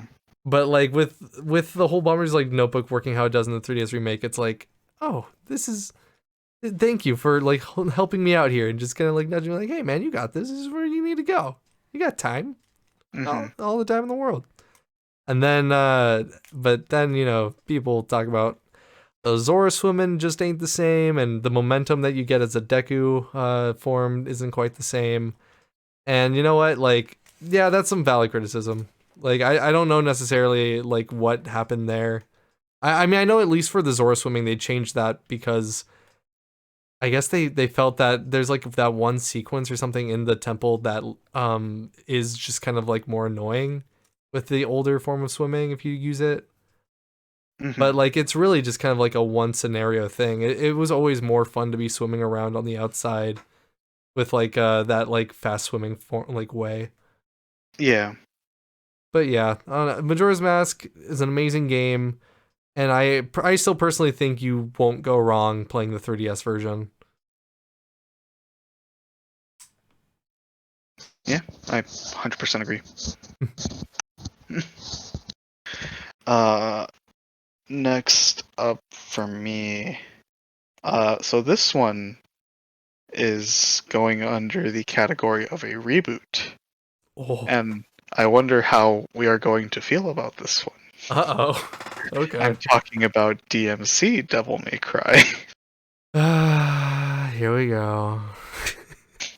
I can't remember where we fall on this because I know where I fall. I can't remember where you fall. Where do you fall? I want to hear your opinion on it. Gameplay good, story fucking bad. No, I am in the exact same boat. Oh my, gameplay like cringe bad. You mean story?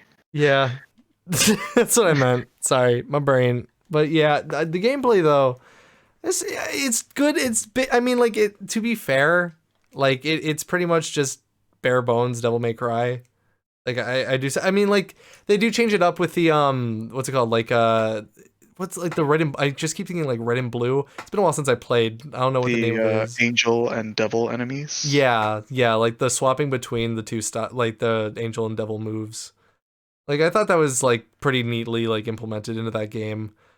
Um, but like Yeah, I don't know. The game's cool. It has some cool levels. Like I like the one where you're going through like it's like the news TV station level, you know what I'm talking about? Yeah, the thing is, a lot of ideas from that game were actually brought into DMC5. Oh, really? There's like parts of it that happen in DMC. Like it's very subtle, but you can definitely tell that there's some parts of DMC5 that at least took inspiration or are incredibly similar to sequences in DMC Devil May Cry. Does Dante get a wig of like a black short hair and he goes, "Not in a million years." In years. No, but like I can't think of any off the top of my head, but essentially, like I feel like they really dropped the ball there. They really fucking did, man. That story. Like it I will say like I think there is you can get some enjoyment out of watching it, but like the only thing they got right was they made Virgil wear a fedora. That's the God, no, dude. The whole thing is so fucking bad. Like Devil May Cry is the one series that really did not need a reboot. And like Yeah, I I don't know mean, what I came think I over went into them. detail about why they did it like one time when we were working. Please, At Gary please House. remind me. Okay, so this is a bit of a complicated story, We love but those. it started out because um you know they had decent success with DMC1. They had Yeah. pretty good success with DMC2 because people thought it was going to be like DMC1, but then they were like, "Oh Oops. wow, this game kind of sucks." Oops, too much bad. And then they released DMC3 and people loved that shit. Yes. And so they made DMC4, and this was the first DMC game that was not a console exclusive. Mm, DMC4 was both on PS3 and Xbox 360. it's weird. I didn't So actually know that. Capcom thought, we're gonna make fucking bank off this game. Like like they thought like they were gonna like just blow sales out of the water, you know? hmm But then it only did about as good as DMC3. But didn't they see that I bought the game? And because it failed to meet their expectations, Capcom believed that the problem was that, oh, Westerners don't want this, like anime-esque, like, like too cool for school attitude dude. Yes, they do. They want something that would appeal to America. They want something to appeal to Westerners and Americans, Oh no. which is like, um, I feel really bad for Ninja Theory because The guy the seemed passionate original about the project. they didn't want to make it as gritty and dark. It was literally specifically from Capcom that they said, no, we want it to be like gritty and Uh, dark, and we don't want Dante to have white hair because like you can look online and like you can find Ninja Theories is like concept art for like Dante and whatnot, and they did yeah. have like Dante with white hair and the red jacket, Yeah, I remember that. but Capcom said no, like that's too anime, like these people don't want anime. Like that's so bizarre hearing coming from Capcom. Like I guess I get it from from like the strictly business angle that they were going at it from, but like holy shit, man. That's what makes Devil May Cry. Like it's like just don't make Devil May Cry is basically what they were saying. Yeah, like that's why it was a reboot. That's why it wasn't like, Devil May Cry 5. It was Devil May Cry DMC. And I feel really, but then the producer of DMC Devil May Cry is not, like, how would I say, uh, he is not free from criticism because like once he saw that people weren't liking it, he took the like, oh, you can hate me if you want, but this is going to be a good thing in the end. Like you're going Oh to my thank me for god. this. You're gonna thank me for this. Cause he said like I remember him saying like, oh well, people don't want like Dante to look like that because like what kind of sane person would dress with like a white trench coat or like a red trench coat with like white hair like that, like that's like too childish. It's like The Neo from he the Matrix wears a duster. You can. but yeah, like it was both a failing from Capcom and I would say primarily Capcom, but also like the producer of Ninja Theory. I think the director of the game Mm, also is at fault because he was like he got very defensive about it once people started giving criticism. yeah. Oh yeah. It it fills me with deep, deep pain and regret. Yeah. I do though. Like I do think as much as it pain like look, it's not like okay, it's not that painful to play because the gameplay is good. Like it really is a good action game. But like I feel like how do I God, how do I even recommend it to people? Like because if I want to get someone into Devil May Cry, like I wouldn't have them play it. Like part of me in my head was like, oh, do I have them play DMC first just to like make them that way they don't get disappointed later if like they want to play another Devil May Cry game and this is the only one that they haven't played. But at the same time, that story is gonna that cannot be your first like introduction to the series. Yeah, absolutely. It's like I would say it's easier to go back and play it now after having played like all of the other DMC games. Yeah, I for me personally, like 3 is probably the best place to start. Yeah.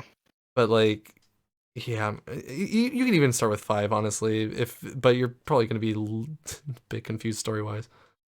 Yeah, no. I think 5 is a place where you can come in and enjoy it, but you enjoy it so much more if you have played the other DMCs because of all Hell of the yeah. little Easter eggs and throwbacks that they have to the other Oh hell yeah. games. But yeah, man, DMC, Dinty's Devil Beef, DM Beef Stew. Um, it is what it is, and that is a fucking mess. Good Yeah. gameplay, bad story, makes me want to die. Anyway, Yeah. on to the next selection from my rogues gallery. Here's one that I played the original first, and then I played the remake, and I very much. And this is also another one that like I only realized recently has been getting more criticized, and I feel like at the time I was very much like I prefer this version over the original, and that is Mario 64 for the DS. Oh, hey, I have that one written down too. Yeah, I think for and like I don't maybe I need to play through it again, but like it was definitely my preferred way to play Mario 64 just because well everybody's that you get Luigi, you get Wario, you get Yoshi, you don't get Waluigi, but you get the good boys. They're all there partying it up. Yeah, I mean, I guess I can understand why people have a problem with it, but it's just gonna lead into me calling people like fucking stupid because I feel like Bad take. so often people are like, oh well, we want innovation, we want something new, and Yeah. then when the game developers do something new, they're like, well, this isn't what I wanted. This isn't the same thing as the first one. Well, what do you want? You know what I We've mean? done it. We've done it both ways. You know what I mean? Like And I then feel yeah, but then if you're like Sonic Team, you just literally just fucking keep devolving, and like then the fan base is like, wait, stop. okay. Sonic Team is a different. That's a that's a different thing altogether. Sonic Team's like after they made like Sonic Unleashed, like the fan base was like, oh, that boost stuff was pretty interesting, and then they're like, oh, okay, boost, and then the fan base was like, yeah, boost, and then Sonic Team's like, boost. boo, and then they just fucking start, and they're like, Lost World, Sonic boom, and everyone's like, wait, what are you doing? What are you doing? Slow down, hold on, stop. It's Sonic. Make it stop. And then Sonic Mini came out. Everyone was like, okay, you got it, you're good. Keep it there. And then Sonic Forces, and you're like, fuck. Anyway, but this isn't about Sonic. This is about Mario 64 DS, and it's really, really flippin' fun. It honestly, like, it's funny to me that the Nintendo DS was pretty much, at least I think, I'm not entirely sure, but graphics wise, like, was kind of, it was comparable to Nintendo 64, but like it made that Nintendo 64 game like look so much better. Oh yeah, 100%. And I think I can understand the, how would I put it, the criticisms that some people have of like, oh, like I can't get every single star on one character. Yeah. But you kind of can because they have the whole hat system. Mm-hmm. Yeah, Like, that's true.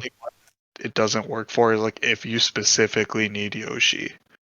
Yeah, that is true. I do really like the fact that they added like new worlds, even though like you're there pretty brief, but like it's cool just to have like new stuff. The one criticism that I do like agree with and like didn't really think about, but like because it was designed to be played with a D-pad, you can't really go back into that game with a joystick and like play it like the way that you think you would. And that definitely is like the one downside about that game. Yeah, the controls do feel very stiff if you like I actually know specifically because I tried playing it recently with my 3DS, and the controls felt very, very stiff.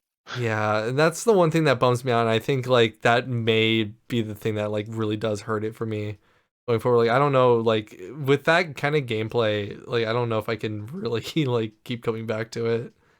Hmm. But another thing that game introduced that was like really fucking good was those goddamn beautiful DS mini games. Oh yeah, Oh my god, each one a classic. Going gambling again, gambling with Luigi. picture poker. Yeah, man, I learned how to play poker from the fucking gambling mini game in Mario DS. There's a picture poker. I really like the almost like Where's Waldo kind of one where you have to find the one I took that one so face. seriously, yeah. Like so fucking seriously. Like there were so many of them, and like I always like the other one I got like really intense with was it's the one where you launch the spikes at the bob-ombs, like the spiky balls. Mhm. Like that one I got super intense with. My cousin could like do crazy numbers on that game. Mhm. I was weak. But yeah, no, Mario 64 DS to me, like, I will always admire it for like what it was and like being a kid and just being like, oh my god, Mario 64, like anywhere I want on my DS, I can travel around the world and it will travel with me. Yeah, absolutely. I think that that's one of the best parts about it. It's literally portable Mario 64. Yeah, it honestly, and like that's forever what it will be in my heart. And now I play Mario 64 on the go on my Switch, and that is that is just how I live now. Uh, but yeah, Mario 64 DS, beautiful, mwah, chef's kiss, beautiful game. Yes. Let's see.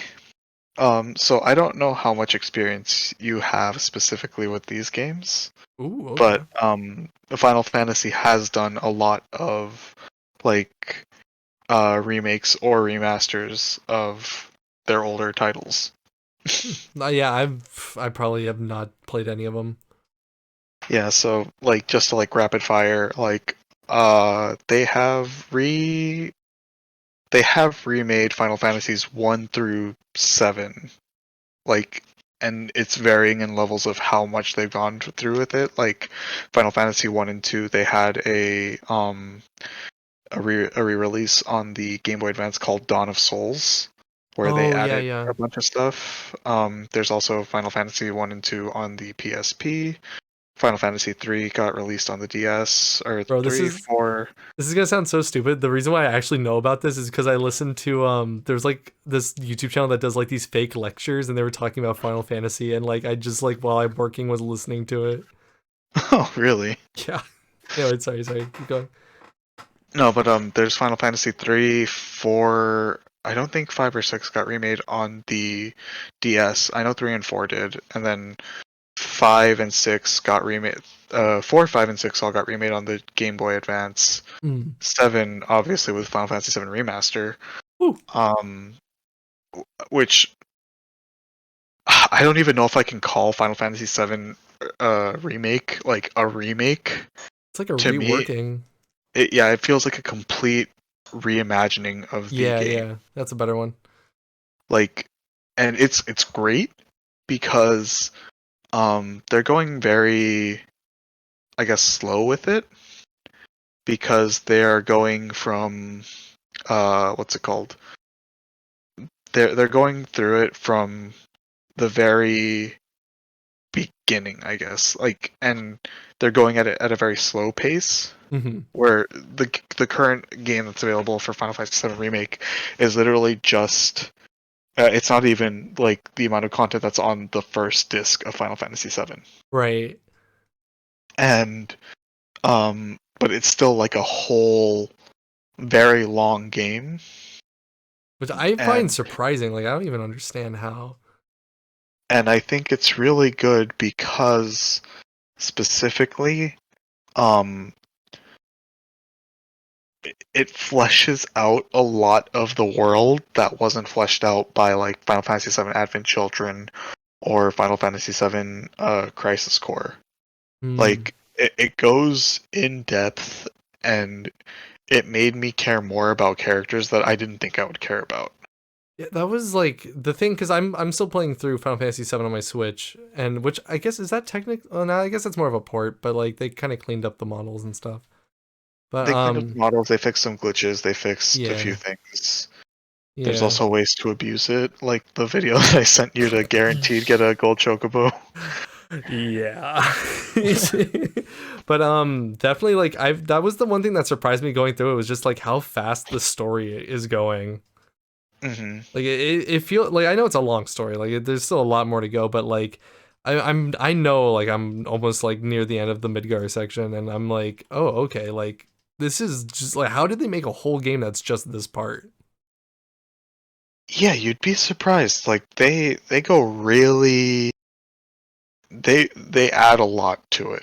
And I think it's good because again, it just fleshes out the world that so many people fell in love with back when they were however old they were when it was 1999, I think, is when Final Fantasy VII came out. Yeah. And I think that yeah, 1997, but for those people who played Final Fantasy VII back in the day, it is like far and away one of the best ways that you can experience it, because um it's like you already know the world, and it's literally like they are just like fleshing it out like bit by bit by bit in the best way possible. Yeah, I'm looking forward to experience it. I don't plan like I was originally gonna wait till I actually play through all of Final Fantasy VII, but I may just play through because I know at what point in the game the remake ends.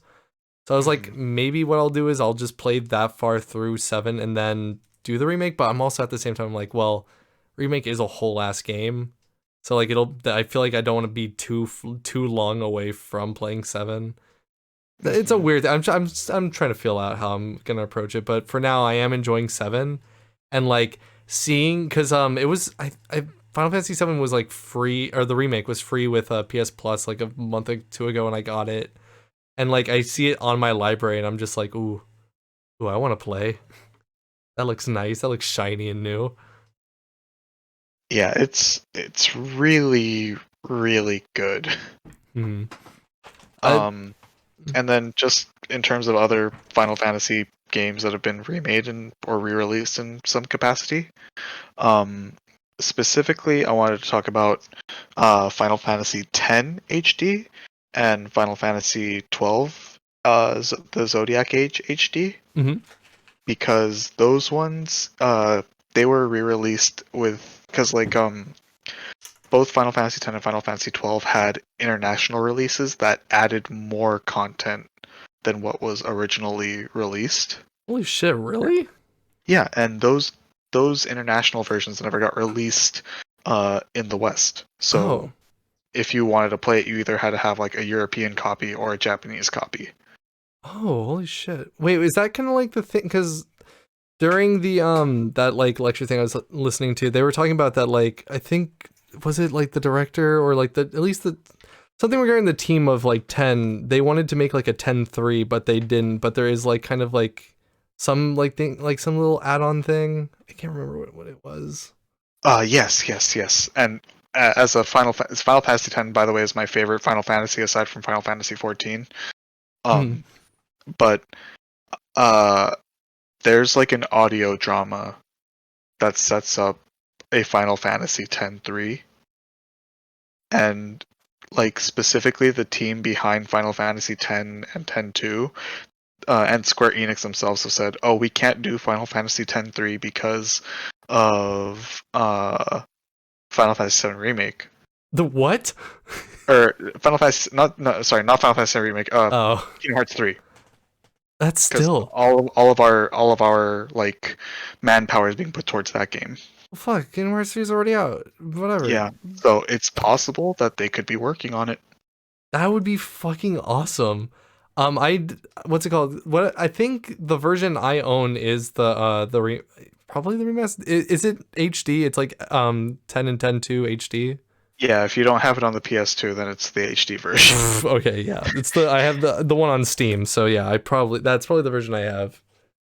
I was Oh gonna my god, play those 10 once I is finish 7. 10 is far and away my favorite single player Final Fantasy, I guess. Yeah, the same thing I say to everybody who brings up Final Fantasy X. I've never played it. All I know is Blitzball and ah ha ha ha. That's all I know. Look, people give that laughing scene shit, but there's a reason for it. Oh no, I've actually too like, okay, that is a bit of a joke. I do know the reason why, and it actually, like, I it's not a bullshit, like I'm reading into this too much, like that. It actually legitimately is cool. Yeah, like so many people give the game shit for that, but it's like, okay, if you're giving shit to it, then you probably didn't play the game and understand the context behind it. Yeah. It's just the thing I like to say when people bring up Final Fantasy X, just to be like, okay, I get it. Oh no, I make fun of that shit all the time, don't get me Mhm, wrong. mhm. But yeah, uh the HD remakes of the game feature a lot of content that was cut out, or not cut out, I guess, that just wasn't around when the base version came out. Mm. Like 10 HD, or like 10 international adds a bunch of different super bosses. It adds a bunch of skills. The sphere grid, which was already massive, gets even more size increased with the Ooh. international version. And Final Fantasy 12, the Zodiac Age, does essentially the same thing. Adds more jobs, adds Oh, uh, that's cool. more weapons. Both of those releases just add a lot of content, and I think it's great that they were able to finally be released in the West in some way. So it essentially just makes them the definitive way to play, right? I would say yes and no. Oh, okay, that's interesting. Was So not the expecting that. reason I say no specifically Mm-hmm. is because um for 10, if you do play with the international stuff added, you might run into the super bosses on accident. What the fuck? Yeah. So, Well, I want to look out for that then on my first playthrough.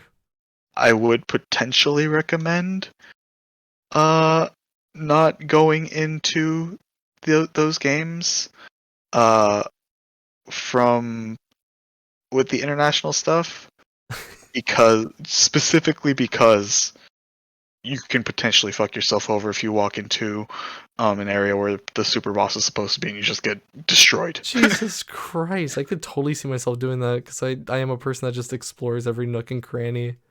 Yeah, no, that's why specifically I would say like the international stuff is stuff that I would say maybe wait for your second playthrough after you've played the base game. That makes Which, sense. again, I understand if people don't want to go through an entire JRPG twice because, yeah, it's a shitload of content. But Yeah. for me personally, I've beaten Final Fantasy X, I want to say like 5 different times. And like on my PlayStation 2, like the first file I have where I completed Final Fantasy X, I have over like 400 hours on that file alone. Jesus Christ. Like I love Final Fantasy X. Um, it was the first game when I was like a young adult because the first time I beat it was just before I entered high school. Mhm. Um, it made me like it It actually made made me me a cry. man.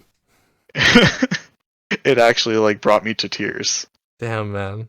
Holy Like I thought the shit. story was really really great. My God.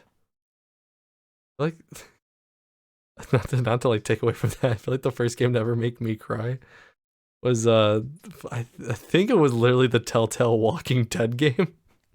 Oh well, Final Fantasy X was not the first game to make me cry. The first game to make me cry was specifically Pokemon Mystery Dungeon Blue Rescue Team. Oh my fucking God.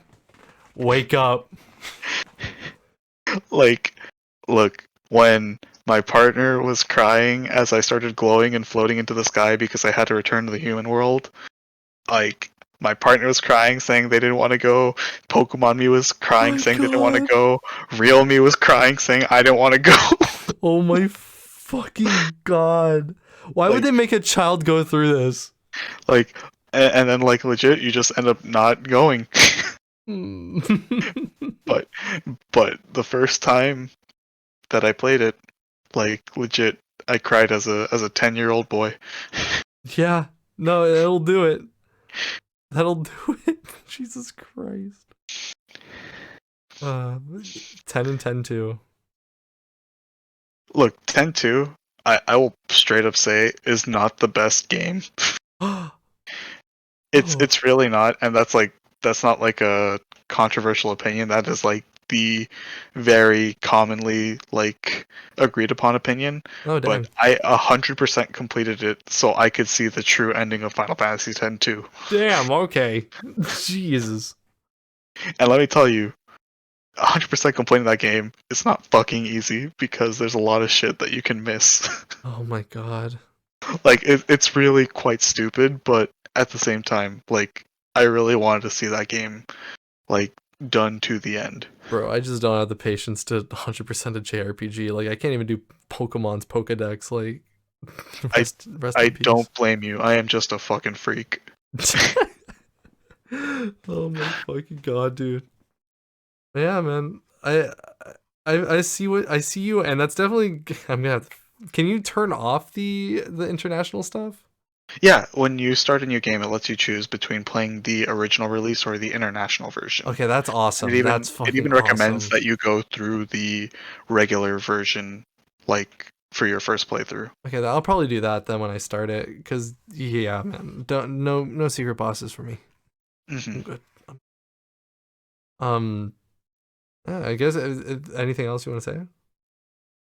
On Final Fantasy or Yeah. for like podcast No, for yeah, Final Final Fantasy. Fantasy no, that's about it for me. I do think that Square Enix re-releasing their old titles is very much a good thing that I feel like other companies should take note of and do. Yeah, man. Yeah. I was being where I am, where like now I'm trying to go through and play like more of the Final Fantasy games that like I miss. I do find it really like relieving that like it's so easy to access them. Yeah, definitely. Yeah. I think I got like two more on my list that are significant enough that like I'd want to talk about. There's like two other ones, but like they're kind of games I didn't even really finish. But hmm so the first one I wanted to go over was Tony Hawk's Pro Skater 1 and 2. I don't know if I've talked about my love of Tony Hawk's yet on stream. Probably have. Who the fuck am I? I definitely did literally probably in the last fucking podcast because we were talking about unlockables. I probably brought up Shrek. Yeah, I was gonna bring up that we did talk about Tony Hawk's Pro Skater in the last podcast episode. Yeah, no, I've never talked about my love of Tony Hawk's Pro Skater. So I grew up like playing these games with my brother, and like I think it was after Tony Hawk's Project 8 was kind of where the series just kind of died. Like Project 8 was this really like it was the first next gen game, and it was just buggy, a mess. It wasn't the same Activision team that made the first few games. It was like a new team, and like they dropped the ball so bad. You would like glitch off your skateboard all the time and like ragdoll into like shit. It was just ugly. And like after that, like they started doing like there was like that motion control skateboard thing, like downhill jam or whatever. And then they had like the Tony Hawk's, like they had a Tony Hawk's Pro Skater remake that they had made before from the same team that did 8. And it was just this buggy mess, and like the gameplay was like stilted and ugly. It was like, it's like fucking worse than playing the original version, which is Oof. just like, how do you fuck up that bad? Like when you make a remake that plays worse than the first version that was like on the Nintendo 64 or PlayStation. I played on N64, but like then, after this long period of that, then like all the failed promises of like Tony Hawk's Pro Skater 5 sucking, all of a sudden Tony Hawk's Pro Skater 1 and 2 comes out, and I honestly was one of the people like doubting it. I'm like, I've seen fucking Tony Hawk come out and like defend a game that was going to come out before, and he doesn't know anything about game design. So like I know he's just passionate about skateboarding. He's out here preaching because it's his brand, it's fine. But like these games, just because he's endorsing it doesn't mean anything. But On like a separate, unrelated note, oh yeah, I think it's dope as shit that Tony Hawk is still skating at his age now. Tony Hawk is one of the coolest motherfuckers on this planet. Like I saw a video of him love doing like a that man. 1080, like, Oh my god, yeah. and he's like a fucking he's like a middle-aged man now, And he can and he's still got it. he can still shred it. Like, fuck, man. Yeah, I have so much mad respect for Tony Hawk. Like the guy is a fucking legend. Yeah, And like he's so 100%. down to earth, so humble, and like he's so fucking passionate. Like that guy just bleeds his passion for like skateboarding. Yeah, 100%. When I have kids, or if I have kids, I am Naming him definitely going Tony to educate. No, I'm going to educate them on who Tony Hawk is, so they don't end up as a story on his Twitter page. Yeah, literally. Nobody knows who Tony Hawk is. Yeah, it's just like, oh, your name's Anthony Hawk. Oh, haha, like Tony Hawk. He says, yeah. Yeah. What the fuck? Like, how do you not know? I mean, like, I guess I can kind of understand because, like, you wouldn't expect to meet like Tony Hawk in person, I guess. I guess I'm trained to recognize him because I've been playing as him for like my childhood. So That's fair. That's fair. yeah, I do have that advantage. Like I know what he looks like. But yeah, it's like yeah, I just wanted to bring up that I think Tony Hawk is dope as shit. One of the things I forgot to bring up was that like what's it called? This is in the last podcast. This is kind of another side tangent, but like one of the unlockable characters I didn't bring up was Wee Man, which I always thought was like kind of because like I used to watch Jackass, and I still to this day like the Jackass movies for as cringy and painful as they are to watch. But like Wee Man like being in that game was cool, and then like when I was working at Shake Shack, because if you live in the South Bay, I think everybody's run into Wee Man like once or twice. And like I legit have no idea what you're talking about. oh my god, I knew this was gonna happen. Because I wasn't allowed to watch anything Jackass related. Oh, dude, you missed out. Oh, you really missed out. Wee Man was a member of like their crew. He's a person of shorter stature that basically like he fucking kicks ass on a skateboard. Like it's funny because like Jackass like never really goes over I think like how talented they are like skateboarding wise, but like they like for the most part, like that whole like group, like they can shred like really fucking good. But what was really funny was just that like there were a few times that like I used to work at a Shake Shack in our area, and like Wee Man would come in, and there was like a part of me that like just disconnected, and I'm like, I used to play as him in the game. Like part of me was like, you're my favorite character in Tony Hawk's Underground 2. Hey man. Like I literally helped him out like once because like I was cleaning the condiment area, and like I was like had all this stuff in the way, so I like helped him like get some like a straw and like napkins, and like part of me in the back of my head's like, say it, tell him, tell him you like to play as him in Tony Hawk's Underground 2. Oh yeah, did I ever tell you that I saw Josh Peck when he was buying furniture at the first job that I ever had? This sounds somewhat familiar, but like at the same time not. Yeah, like, it just sounds like in the realm of possibility, I think is why. Yeah, it was just wild because like I used to work at a furniture store. That was the first job I ever had, and one day just Josh Peck walks in with some of his friends, and it was just like I remember me and some of the coworkers, we took pictures with him because it's just like that's like the guy from my childhood. Yeah, man. He's the guy that's a spherical. Spherical. Like, did you tell him that he was your favorite character to play as in Nick Stars Racing or whatever? No, I didn't. Pissed off your I should have. I definitely should. Would have made him blush. Give him some like Oprah stuff. No, but what if anyone's ever done that? I'm sure someone has. But God. like on an unrelated note, but related to the thing I just said. Mm-hmm. Also, my name Tyus. I was named after a basketball player from the UCLA college basketball team. Oh my god. And crazy story. While I was working at the furniture store, this lady recognized my name on my name tag, and she's just like, "Is your name Tyus?" And I was like, "Yeah." Like, why? I was named after a college basketball player. And she's like, "That's my cousin." And I was like, "What the fuck? What?" And so she actually called up the basketball player who I was named after, Tyus Edney, and I got to speak to the guy who I am named after. What the fuck? I love that because it's literally like such a like, what's it called? Almost like a test of like honesty at that point, because like you didn't know who she was, and like all you had to say was that, and it was like, you've passed the test. I shall now contact him. You're just like, wait, what? You have chosen correctly. No, but seriously, that's so fucking cool, dude. It's just weird to me because I have no connection to the dude because I'm not the biggest like sports fan, believe it or not. Oh, geez. Well, no, you're a huge sports fan, esports. Yeah, I'm an esports fan. I don't know shit about traditional sports. Yeah, I don't know shit about traditional sports either. Yeah, I scored a touchdown with a slam dunk or whatever. I'll save this story for another podcast, and I'm gonna leave it off here. But literally, as a child, the entire New York Mets had to try and stop me from crying. Anyway, I'm gonna leave that one there, and we'll talk about that on a different podcast. But all right.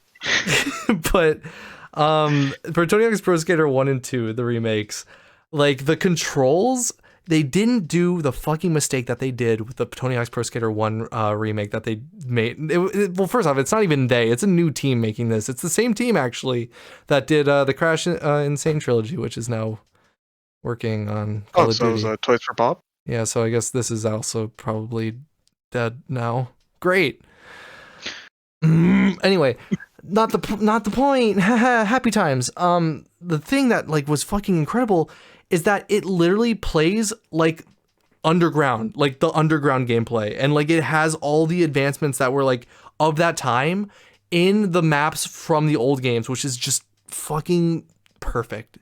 Like the best way to do it. And like the other thing that like was like really everyone was worried about was like, are they going to be able to bring the soundtrack back? And like, look, there's like a few songs here and there that aren't there, but for the most part, the most important songs that you like from like the first few games, I'm talking about you, Tyson, the ones that you specifically like, they're there. They're in the game. You don't need to worry.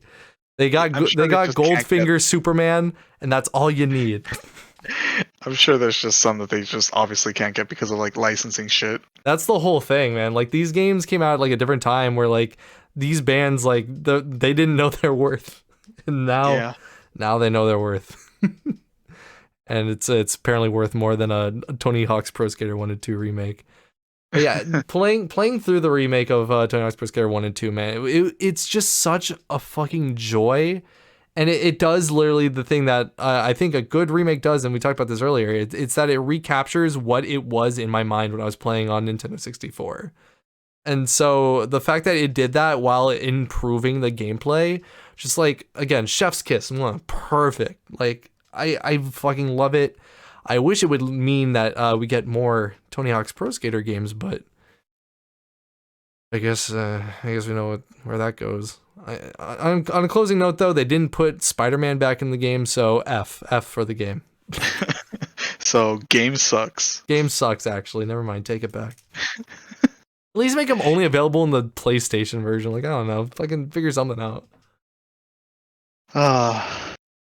Anyway. Well, I'm just gonna like kind of rapid fire through these ones because I'm fairly certain you haven't played these ones. But Dragon Quest 4 through 8. You know I'm the biggest no, okay. All 4 of those games have what's it called? They have DS remakes. Ooh. Specific Dragon Quest 7 and 8 specifically are on 3DS. Mm-hmm. All of them great. I love the updated graphics. I love the music. I love how they kept the story intact. Everything about them, great. Fire Emblem Shadow Dragon and Fire Emblem Echoes Shadows of Valentia. Those are remakes of the first 2 Fire Emblem games.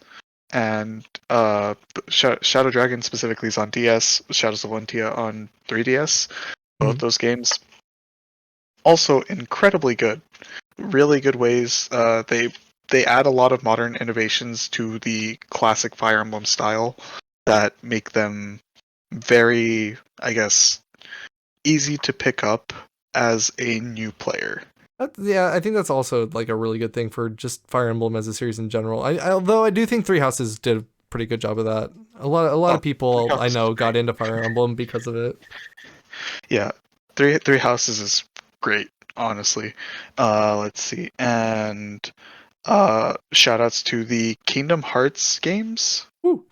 One, like all of the games up until except for 3 at this point have had some form of updated release. Mainly the main series ones, along with like Birth by Sleep. Yeah, I have I think I own it's the 1.5 2.5 one that has like it's like all the in-betweens.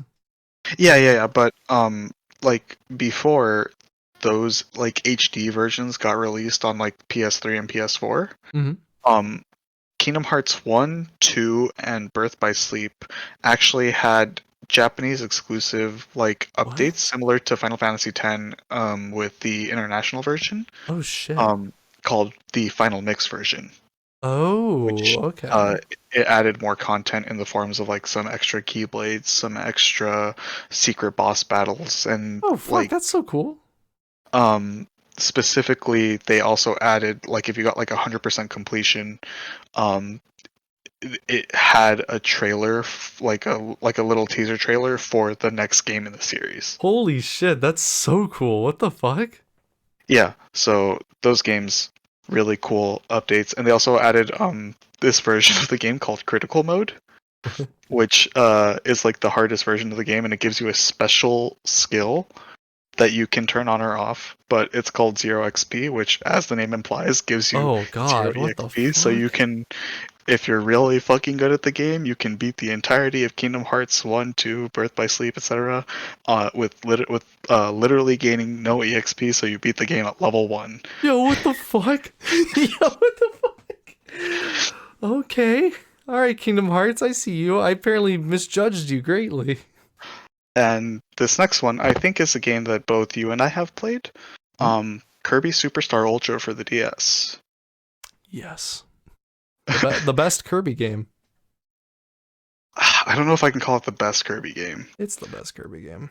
Specifically because, like, Planet Robobot, in my opinion, Fuck, that's the one that everyone says, and I haven't played, so I can't it kills me because like I wanted to play it. Oh, I think Planet Robobot is actually so fucking good. Like, That's all I hear. I really liked Triple Deluxe. I think Robobot blows that shit out of the water. That's all I fucking hear. It's every day. I wake up nonstop. A little boy walks up to my window, smashes a brick through it, and yells, "Hey, you play Kirby Robobot yet?" I'm like, "Why do you keep doing this?" Like, I want to play Kirby Robobot. I'm the one paying that little boy. Why do you do this? The kid doesn't even go to school. He just fucking comes right here. It's a problem. It's really a problem. I'm paying him. He's making money. This is a problem. This is a real fucking problem. I have it. I have it on an emulator, but like the emulator, it like isn't strong enough to run it, I guess.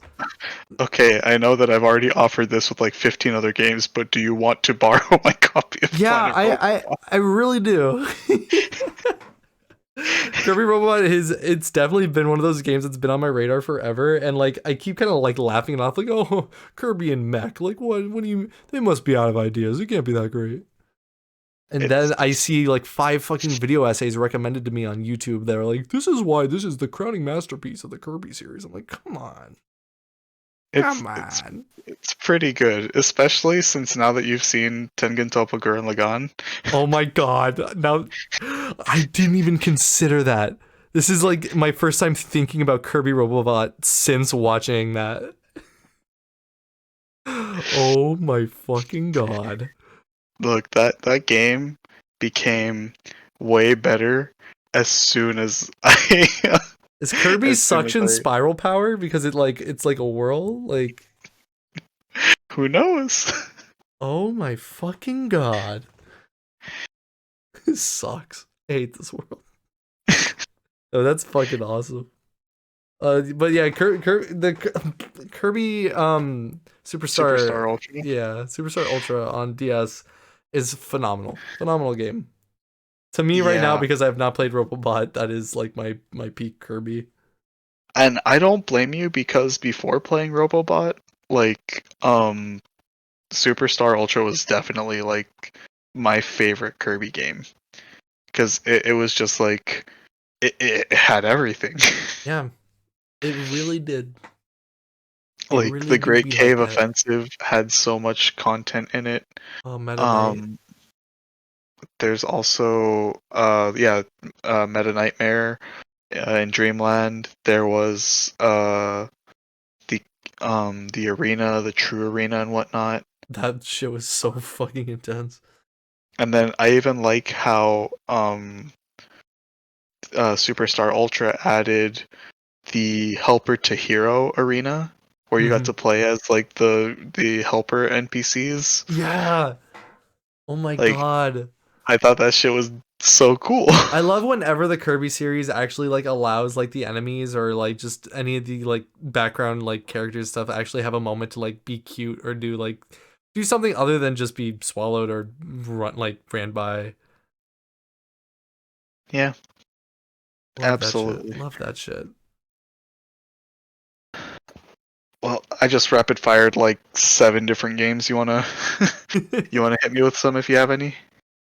Yeah, the I'll just shout out the 2 before getting to like my last one. The first one was the Shadow of the Colossus HD remake on PS4. I never played the original, and from like gameplay footage I always saw, and also I mean I knew a friend that had it, and I watched him play like a little bit, and the frame rate was always like something that like bugged me like watching it, and like it seemed like a bit like muddy and cloudy, but like fuck dude, that remake my first time actually like playing it all the way through, beating it, and holy shit, it's so good. That's like my favorite way to play that now. And then the other thing is it's technically like 2 things. Star Fox 64 for the 3DS was like is basically the definitive way to play that game. The only thing that sucks about that is just the multiplayer's not there. Well, I mean it is there, but it's not. I feel really bad Mm-hmm. because anytime somebody asks me what my favorite Star Fox game is, mm-hmm. I always say that it's Super Smash Brothers Melee for the Nintendo GameCube because I've never played a Star Fox game before. Fuck, if I still had my cartridge of Star Fox 64 3D, I would offer to borrow or let you borrow it. Do not own that cartridge anymore I have though. heard nothing but good things about Star Fox 64, and quite frankly, I do want to play it, but at this point, I don't know how I'm gonna get a hold of it. Yeah, and you'd be surprised. I think it's probably one of the more affordable Nintendo 64 games. Oh, well, then again, you need Nintendo 64 at this point. Oh well, I have a Nintendo 64 now. Oh, okay, well then, I mean, I'm trying to think. Like, it's not one of the pricier games. It could be more so far. I don't own it. Also, this is also me saying because like I don't own it on N64, but I own it on the Wii U Virtual Console. So there's that. You could come over to my house and play on my Wii U if you want. Pretty good. Uh, You know what else you could play on the Wii U? The other Star Fox 64 remake. Star Fox Star Fox Zero. Zero. I am like I my feelings are not as strong because like people hate this game. My feelings aren't like that strong. I will say it's probably mad because I did end up selling it. But like I do think there was like a lot more like heart put into that game than I think people give it credit for. Mm-hmm. Like it just sucks that it came out the way it did and that like they didn't really have like more options if you didn't want to use gyro, stuff like that. Like I totally understand that. But like just to like flat out like call it like garbage and like stuff like that, it's like also this might be just because like I'll defend Platinum Games till the day I die. And like I want Platinum Games to develop like more stuff with Nintendo. But I don't know. Yeah, I think Star Fox Zero just it's flawed, but I think there's still some stuff to enjoy in there. Mm-hmm. But yeah, those were my two rapid fires. I have one more big beefy boy that is like my crowning jewel of my list. Did you want to do yours first or? You can say yours actually. I'm interested to know what it is. This game opened my eyes to a series that like I never thought I'd ever get into, and like it was a series that was always like really like way too intimidating to me, and I just never saw myself playing it. And honestly, like I'm so glad I took the plunge and decided to like buy this remake of it, and it's the Resident Evil 2 remake. Like Mm-hmm. it is on like it is legitimately one of my favorite games of all time. And like recent, and I only played it like last year for the first time, like all the way through. And like now I'm literally I've started because I finished the Resident Evil 3 remake, which is it's good. It's not as good, and I think it lost. It's definitely like way more of a action game, but I still liked it a lot, and I thought it played similar enough that like it didn't bother me. I'm playing through Resident Evil 4 now, and it's very drastic of a change from the other two, but I've already gotten used to the controls now that I'm playing it, and I'm really enjoying it. Resident Mm-hmm. Evil 2 remake has just like allowed like because I, I can handle horror, but like when with horror games, it's always difficult for me because I don't know how much of the game is withheld with like how I think of a game with like difficulty and stuff, or how much is really just kind of like we're gonna put you in a disadvantage just so that you can feel terrified. And that has always been what's intimidated me about going Mm-hmm. into horror games. But playing Resident Evil 2 remake like really like made me realize like, oh, these are games like first. These are like stories and experience, like it's a game. Like the horror comes from like it comes naturally. And Yeah, I don't feel like the Resident Evil games, at least, they're not like games where the developers are just kind of like constantly slapping you in the face, being like, "Oh, you're such a dumb bitch for getting yourself into this situation." yeah, man. Like, haha, you're gonna fucking die. It's like you feel like you have options, and then, but at the same time, like if you fuck up, you know you fucked up. Yeah, no, honestly, like I that was the thing I really liked about it, and I was like the thing that like kept me on the fence because I was so like just nervous because like well I've watched people talk about Resident Evil and like I've seen like the tank gameplay controls and I'm like I don't know if I can do that and like this seems like really kind of like difficult to get into, and like I can't see myself beating this. But after like doing the Resident Evil 2 remake, I'm like, oh, you know what? Maybe I can handle the tank controls. Maybe I can do this. And like starting off with like, going through like Resident Evil 4, like just like right now, like I know it's not a direct one-to-one translation. The gameplay it's a definitely different, but like it translates. Like I know what I'm doing, and like I know what like I need to look for. I know what I need to like reserve on. I know like how to handle the puzzles and like examine things like when I come across them. Like Mhm. I feel like Resident Evil 2 remake gave me the skill set to tackle the other games now and like go Mhm. back through, which I think is like really cool for a remake to let me like be able to have that, because now I feel like I'm able to overcome that that worry that was stopping me from experiencing this series. And like now I really do consider myself a Resident Evil fan now. Like I really dig this series, and I wish I got into it sooner, because it's just like quirky. Well, it's quirky, and obviously like it's a horror game, but like I love like the like cheesiness of it. Yeah, like I would really recommend playing Resident Evil 4. Mhm. Have you played Resident Evil before, like all the way? Not all the way. No, this is my first time playing it. Right now I am just past fighting the like giant fucking like salamander. Like Giant I was making my way on a salamander. boat. Had to throw it. Oh, okay. So you're not that far into it. No, What not very what far at all. system are you playing it on? I got the PS4 version, but I'm playing it on my PS5. I see. I would recommend the Switch version too, because I do think the Switch, or not the Switch, the Steam version, Ah, okay, okay. because aiming with the mouse is very nice. Yeah, I will say that. I am for sure fucking running into like missing all my shots. That is the like every gun has a laser pointer for a reason, and I am very much having trouble lining up everything. And also every now and then when the fucking stupid village people like stop and they kind of duck down and do their little like shimmy, I'm like, come on, man. Like just fucking stop.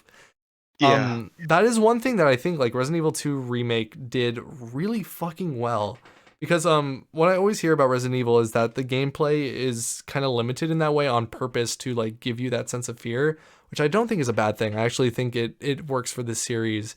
But I'm glad with Resident Evil 2, they decided to like go for a more like conventional third person shooter, but at the same time they compensated with the movement of the zombies. Like it still takes a lot of bullets to take out a zombie, and the way that they move is so like unpredictable and sporadic. Like you can't, it's not totally easy to get headshots. yeah, and I think that that's something that I really appreciate about Resident Evil 4 now looking back on it.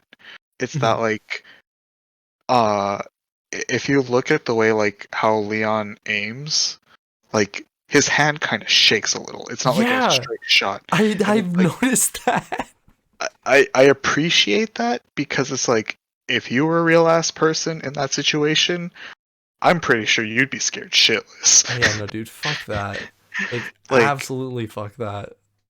I feel like just that little bit of, I guess, like surrealism almost Mhm. just adds to the feeling of fear, because it's not like your character is invincible, because like if you get hit in Resident Evil 4, like you take a lot of damage. Yeah, man. The health bar in that game is like stressing me out way more than it ever did in the remake. Yeah, and I feel like because of that, like it makes you feel afraid, even like without putting you in what is necessarily like an unreasonably unfair situation. Yeah, that is the number one thing that I've been loving about going through these like Resident Evil games, is that it never feels unfair. Like to me it has always felt that like if I ever found myself in a situation where I was unprepared, that's because I did not like look everywhere and get like enough ammunition. Like it felt like it was more on me. Yeah. And like that is incredible about that game. Like I fucking like I really do love that feeling of like being put into like a corner, and like I'm just emptying out everything I got, and like I just get out by the skin of my teeth with like maybe like 3 bullets left. I'm like, oh god, like this could have been it. Like Jesus. Yeah, absolutely. The one thing also, I just like, I thought this would be the thing I would hate the most about Resident Evil 2, but ended up really loving, was the Mr. X. Like that whole like element of like he's like walking around and shit, and like he keeps like fucking like being right in my path, like bust through the wall. Like that was like so fun. Like, I was not expecting it to be as fun as it was. I thought it was just gonna be terrifying. I was gonna hate it. It's like it's scary, but it's also fun. Like yeah, it's literally like the same thrill like I got as like a kid when like I mess with like one of my like older cousins, and then they're gonna come and get me, and I'm like running like ah. Like it's that same like just like fun thrill.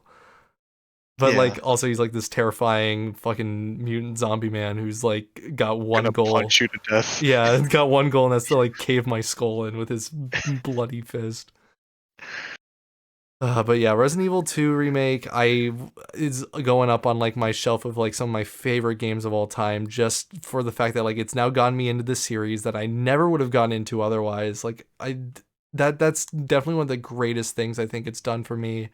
It's proven to me that like this like I can really just kind of like get into stuff that like I really wouldn't even think I could, and it's given me the tools to go through the previous like catalog of games, like I think more prepared and more confident in like what I can do. Hmm.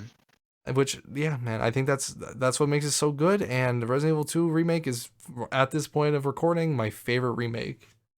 Yeah, no, and I think that that is totally valid. I still haven't played Resident Evil 2 Remake just because I haven't picked it up yet. Oh, But if you can borrow my Steam account, I'll let you. from everything that I've heard, like specifically from one of my like best friends who he loves the Resident Evil series. Like we talk about it all the time Mhm. because we both played like the old games. Yeah. And like in our group of friends, him and I are like the only ones who have played the old Resident Evil games. Mhm. But yeah, from everything that I've seen and everything that I've heard about it, it just looks like arguably like the perfect remake. So good, dude. And the sound design is fucking incredible. Yeah, I Did remember not ever watching a think I'd friend. play a horror game with the sound on till I I played remember it. watching him stream it when he got the Resident Evil 2 remake. Mhm. And hearing like Mr. X walking down the Oh my hall god. with like, but like he's like behind the door and the door's closed. He was like, oh shit, and then like you hear Mr. X pass the door. He's like, okay, I think I'm safe, and then he just punches through the wall, Yeah. and he was like, oh fuck. I was like, oh my god. Shit is so good. I Oh, was that like, oh shit is no. so good, dude. Oh my god, yeah. That I mean, you gotta play that. Oh, it's so good. Yeah, I'm sure that like there's gonna be some sale for it soon. Oh yeah, probably. I think that's when I ended up like biting the bullet and getting it because it was on sale. I think for like $30 or something. Yeah. All right, so I don't have too much more left, but there's the Metal Gear Solid 3 3DS Oh, remake, of course. which Another one of those games that you you said I could borrow. I think it's an astounding remake because they added some features from Metal Gear Solid 4 that just make the gameplay feel a bit smoother and just Hmm. like overall feel really good. Right. Um you already met I just talked about Resident Evil 4, but the like the Steam version and like I guess just the non um like aside from the original GameCube version, I would consider them all remakes to But some can you extent. play it with a chainsaw controller type? You got me there. And what the fuck's the point? But I do think that the those that Resident Evil 4 just with all of the updated versions is just great.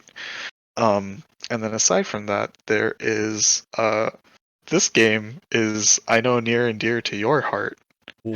Uh, Sonic Adventure 2 Battle. You know, I didn't even realize till now that is a remake. That It or is a remake of remaster. yeah, like of Yeah. Sonic Adventure 2. It is now suddenly dawning on me that that game is not a GameCube original game and was in fact on the Dreamcast. Yeah, and they made improvements to it on the GameCube. better textures, more Chow functionality and whatnot, You could put and a the better Chow on your multiplayer Game mode. Boy Advance, but you can't do it on the VMU anymore. Yeah, so I just want to bring up that one because I feel like most people have played or heard about Sonic Adventure 2 Battle, and it's just like you don't even think of Sonic Adventure 2. You automatically think of like the GameCube version. That was literally the game that exposed me to Sonic the Hedgehog. Actually, City like same for me. City Escape was like my first exposure to Sonic, and I was like, "What is this? I need more." Directly into my veins. Yeah, so the last two games I have on here is just Spyro the Dragon, like the original Spyro the Dragon trilogy Yeah. with the Reignited trilogy. I think that those games play absolutely great. Hmm. And the last one I have is Street Fighter 2 Oh, because goddamn does Capcom like re-releasing Street Fighter 2. what to say? Like that. There's like which version? That's why. So the most famous version is Street Fighter 2 Super Turbo, Hmm. but Capcom has re-released Super Turbo in so many different ways. There's like Super Turbo HD, there's like Ultra Street Fighter 2 on the Switch. Yeah. There's the Street Fighter Anniversary Collection like on all the consoles. Like Capcom loves like just banking on the nostalgia of Street Fighter 2. And which is Good. to say They know the market. it's warranted because Street Fighter 2 is like it's still being played competitively to this day. Hmm. And it's like the gameplay, like the Well, matches are fucking sick. I mean that's how you keep like, and the remakes or the port, like they're still like what's the word I'm looking for, competitively viable. Like there's like, are they the versions that are used in tournaments or? It depends. Most often, you'll see just the classic Super Turbo be played if the original arcade hardware is available. I see. Um, but you can play it with like a lot of the different versions. I know like Ultra Street Fighter 2 people don't play that version specifically because it's only on Switch, and Hmm. getting a like a fight stick to work on the Switch is not an easy task, let me tell you. I actually find that surprising. I always thought the Switch was like one of the like most open in terms of like different controller support. Nope. Not for fight sticks, really? Well, I guess it's because fight sticks are made specifically to only work with like, or well, they're made to work with like PS3, PS4, Oh, I um, guess, yeah. and then like PC.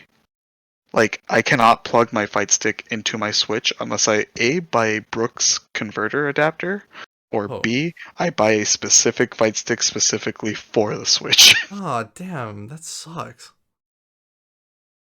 But I mean, like, it's viable to practice. I mean, if one were to get a fight stick that works on the Switch and they had the Switch game, it's a viable way to like practice and get good at the game, though, right? I wouldn't say Ultra Street Fighter 2 is, Hmm. specifically because they fix some stuff, like they fix some glitches which people still use to this day. I love Um, that. and like a big complaint about Street Fighter 2 is that the damage in Street Fighter 2 is randomized. What? Yeah, so sometimes combos might kill and sometimes they might not. Wait, what? Stun values are also randomized. So Whose fucking idea was that? What? sometimes you might get stunned, sometimes you might not. That is like, people complain about brawl slipping. I've never heard about this. Yeah, no, but like that's just the way it was in the arcade and people just still play it like that. What the fuck, dude? They can't. What the fuck, man? No. Yeah, but like there's like a bunch of different glitches with like Street Fighter 2. Like with Ryu, if he uses Hurricane Kick mid-air as somebody is getting up, Hmm. and you do it at like like at a precise frame, it is literally an unblockable move. What the fuck? But it's not like humanly viable to time it every single time, so it's not banned. And also Okay. Ryu's not even considered like the best character in the game. He's considered good, but he's not like the best So character. no one's been able to like actually do it. Like it's that, like, you need like robot precision.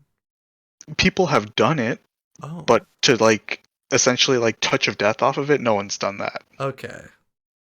Well, I want to see that happen now. Dear God, I want to see that. I just love the premise of like, oh, you can't do that version of the game because that's the one that like they fixed the problems. That's the one that's not broken. Sorry, you can only the only one that's competitively viable is the one that's fucking broken. Like what? Well, it's not that that's It's like not that the it's only reason, yeah, but I it's know. like people have been. It's also because I think I've brought it up before, where like people who play like Street Fighter 2 Super Turbo, they only play Super Turbo. Mm-hmm. Yeah, Like you did tell me about this. that is the version of the game that they play, and that is the only version of that game that they'll play. Like like some people who play Street Fighter 2, they haven't touched a Street Fighter game since, just because they want to like perfect Street Fighter 2, which is something that's never going to happen. And it's why you see like people still playing that game competitively to this day, because that game, even though it came out like before I was fucking born, and people have been playing it competitively since then, That's they insane. continue to push it further and further because that's how much they love that game. That's so insane. It's just, Yeah, I just imagine people just sinking their entire lives into it. yeah, it's like the same thing as Melee. Like Melee has a bunch of bugs. It's got a bunch of glitches that people still use to this day, like wave dashing and whatnot. That's a But feature. What are you talking about? and there's also like stuff like phantom hits, which like have quite literally like Yeah, won or lost people that's true. entire tournaments. But people still play Melee to this day, and Melee still isn't a game that's perfectly figured out, because like that's just how far the community will go. Yeah. Yeah, no. That honestly, it's a testament to just the fucking the drive behind these people. If they are people, gamers are a whole other race. They're I a mean, it feels like species to that their own. sometimes. I mean, like, um, I know we talked about it earlier, but like when I see like some of the opinions of people that like game journalists have, for example, Ooh, like like I feel like I am just like a completely different breed of person. yeah, Or I know I'm pretty sure I brought this up on another episode of the podcast, but like when Sakurai was doing his explanation about Terry Bogard, and he brought up in an interview that like he once beat a dude in an arcade and he felt bad about it because like that dude was like in front of his girlfriend or something. yeah. Like and like Sakurai felt bad about that shit. Me, I'm a fucking asshole. If I've done that shit on purpose and I felt good about it. Sakurai, the gentleman gamer. Yeah, so it's like sometimes I do feel that like competitive gamers are a different breed of person. But that's the no, like you got the right approach though. The honorable thing is not to hold back. Like that makes people mad. Like that, I'd be more upset at somebody who like literally just like let me win in a match or like didn't like go at full like force against me. Yeah, I mean, you know for a goddamn fact that when we played Smash, I never held back. And I Like, never and I like the thing was that like even though I lost and lost, it never got old to me because I was like I got it like it's like I just got to keep going. Like that it's the greatest. Like that is the feeling that you chase from being yeah, like me, a casual who just like hops in. that feeling that you felt, that's the feeling that I have gotten from competing for so many years, and that is the feeling that I continue to chase. I get it, man. I really do. But yeah, that's it for my list of remakes, remasters, freaking ridiculous. Radical, Ratatouille, rambunctious, Roman Empire. ransom. Just go on. All the gaming R's. We're probably gonna end up doing another one of these like later on when like even more remakes and remasters come out and we play even more of them. Yeah, like I'm honestly expecting. I I hope that they announce more remakes for Zelda for its 30th anniversary, because I Oh know that we've yeah, already got Skyward Sword coming down later down the line this year. But I do hope we get more in that vein. The same way like with Mario, Yes. how we got fucking the 3D All-Stars pack. Yeah, man. Like I'm so shocked that they didn't give Zelda the same treatment that they gave Mario. Like really shocked. Yeah. But it is what it is. Maybe someday they will respect Zelda the way she deserves. I thought Zelda was the boy. Tips fedora, teleports behind you, unsheaths katana. Nothing personnel, kid. Nothing personality. Oh man. So but yeah, man, that's been the podcast. I've been one of the co-hosts, TJ. And I've been Tyus. There's links down in the description to everything, including Tyus's new job. But I was just gonna say, but ultimately, thank you to everybody who is still listening to us ramble about whatever for like 2-3 hours. Yeah, man, like that's you congratulate, clap, please give yourself a round of applause. Pat yourself on the back. Like incredible stuff. We just do this for us. We literally just talk because it's all we do. But like you guys are here, like you guys just make this extra sweet.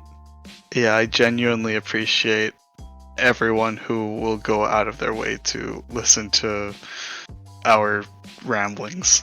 Yeah, and also don't like send us hate mail because of our trash takes. Yeah. Oh man. But yeah, man, it's been good. This has been podcast 10, and we'll see you guys on the next one. Peace out.